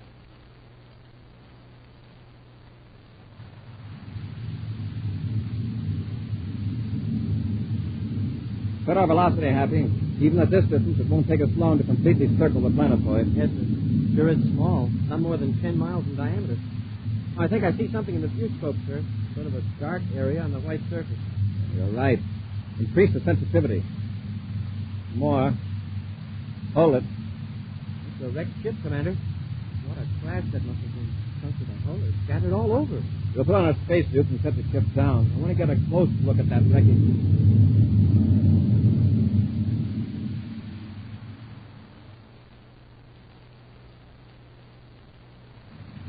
Give me the controls up. I'll take you in for the landing. Have a look. There's a spaceship on the Planetoid right near the wreck. The Corey ship. Terra 5. How did he know this is where Hartog crashed? I don't know. This is a good chance to get rid of him. You mean blast the ship and leave him stranded here? Look, they're in spacesuits poking around the wreckage. They'll blast him with a space cannon and land. You blast off in Corey's ship. What for? You don't want anyone to find a trace of Corey's ship on that Planetoid. You're out in space, I'll join airlocks with Terra 5, and you come aboard. Then we'll cut Corey's ship loose. I get it. They'll find Corey's ship maybe, but they'll never know what happened to Corey. Right. We'll be able to keep searching Planetoid 60 for the rest of Hartog's treasure. All right. Bring your gun sights. Look at the wreckage, Happy. The ship just hit head on. Came in and banged right over the pinnacle of the rock. Yes. Is it Hartog's ship, sir? I don't know, but by the fragments, what's left of the instrument, I'd say was at least 100 years old. Hey, look at this. A rock. A chunk of transport tank. There are more chunks scattered around. There must have been tons of it in the cargo hold. Man, there's somebody shooting at us. It's a spaceship coming in low. Corporal, break it under that overhanging ledge. Yes, sir.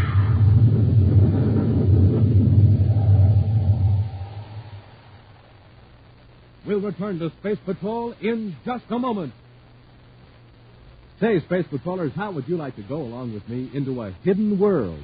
A world your eyes alone cannot see. What am I talking about? How can you do it? Well, I wish I could tell you this very moment. But until the end of today's Space Patrol program, this great, wonderful trip is a deep, dark secret. This much, however, I can tell you. To get into this hidden world, you need a magical scientific instrument, an official piece of Space Patrol equipment. It's a surprise for you from Commander Corey, a new and different surprise you'll really go for. So stand by. Have pencil and paper ready, all set to hear this exciting, wonderful news at the end of today's Space Patrol adventure. And now, back to the Treasure of Planetoid 60. Through some tiny fragments of enamel found clinging to the boots of a spacesuit, Commander Corey, with the help of the new Space Patrol microscope and other laboratory equipment, has partly solved the mystery. He has discovered that Captain Hartog, a space explorer of a century before, crashed his spaceship on Planetoid 60. While examining the wreckage, Buzz and Happy were attacked by Rupp and Corbo, who fired blasts at them from their space cruiser. Now the two criminals are hovering above the scene, looking for a trace of Buzz and Happy. Looks like we got him, Rupp. Not a trace of him. Yeah, that last blast not only finished him, it buried him. On the rock ledge, left right on top of him. Nice, neat job. Nothing to tidy up. Except to get rid of Corey's ship. Get into a spacesuit, and I'll set our ship down. Okay. After I blast off in Terra 5, where do I head? Point it out toward the Pluto orbit. Then I'll join airlocks and bring you back aboard. Before you leave Corey's ship, cut on the automatic emergency signal on the space phone. That'll bring the Space Patrol after the ship. And no one will bother about Planetoid 60.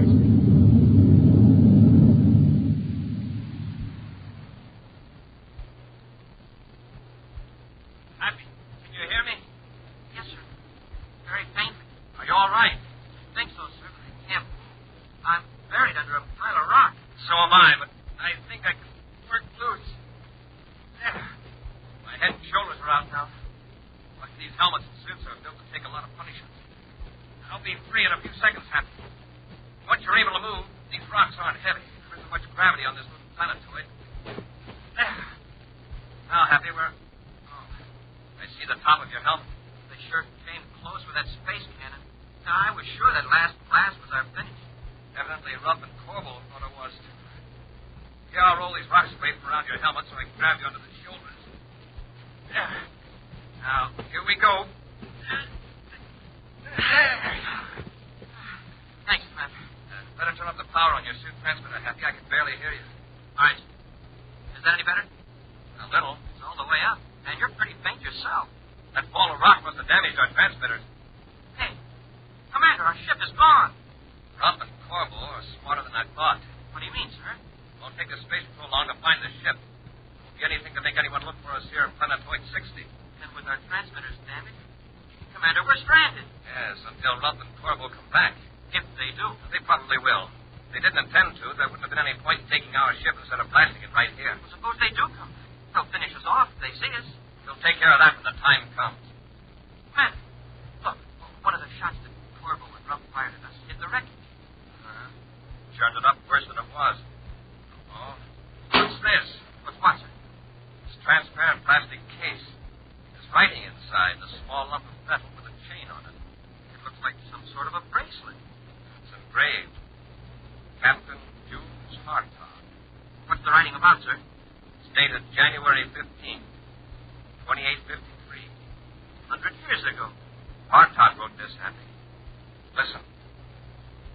This is written just before what may be my last voyage in space.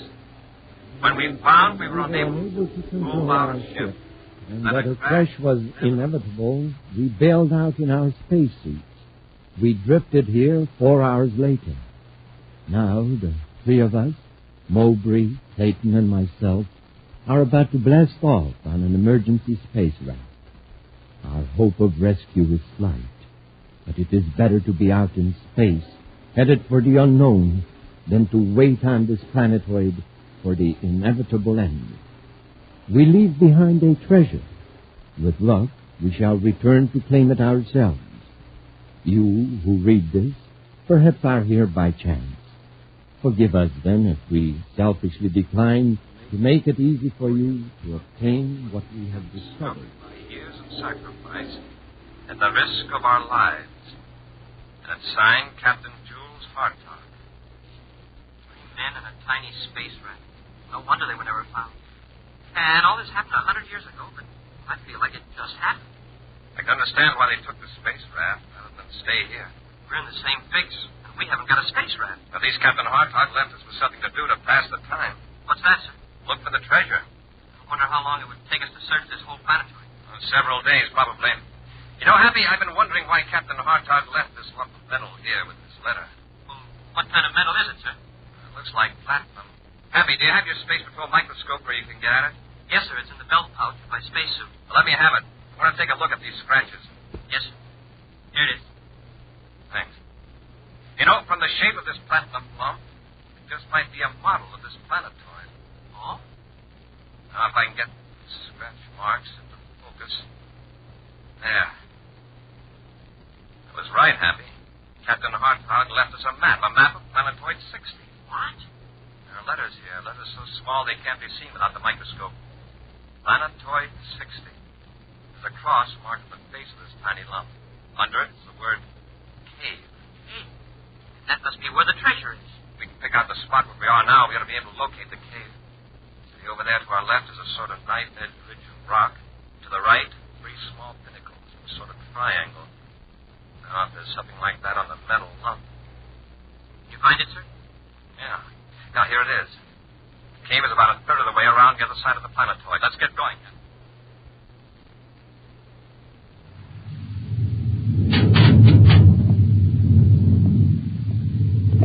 Okay, Corbo. Before I left Corey's ship, I turned on the automatic emergency signal on the spacerphone. You can cut the Terra 5 loose now. All right, Rupp. By the time the Space Patrol picks up the signal and comes to investigate, we'll be thousands of DUs away. You sure it's safe to go back to Planetoid 60 right away? Sure. With Corey's ship out near the Pluto orbit, Planetoid 60 would be the last place they'd look for Corey. Then let's go back and load up all the transplutite we can find.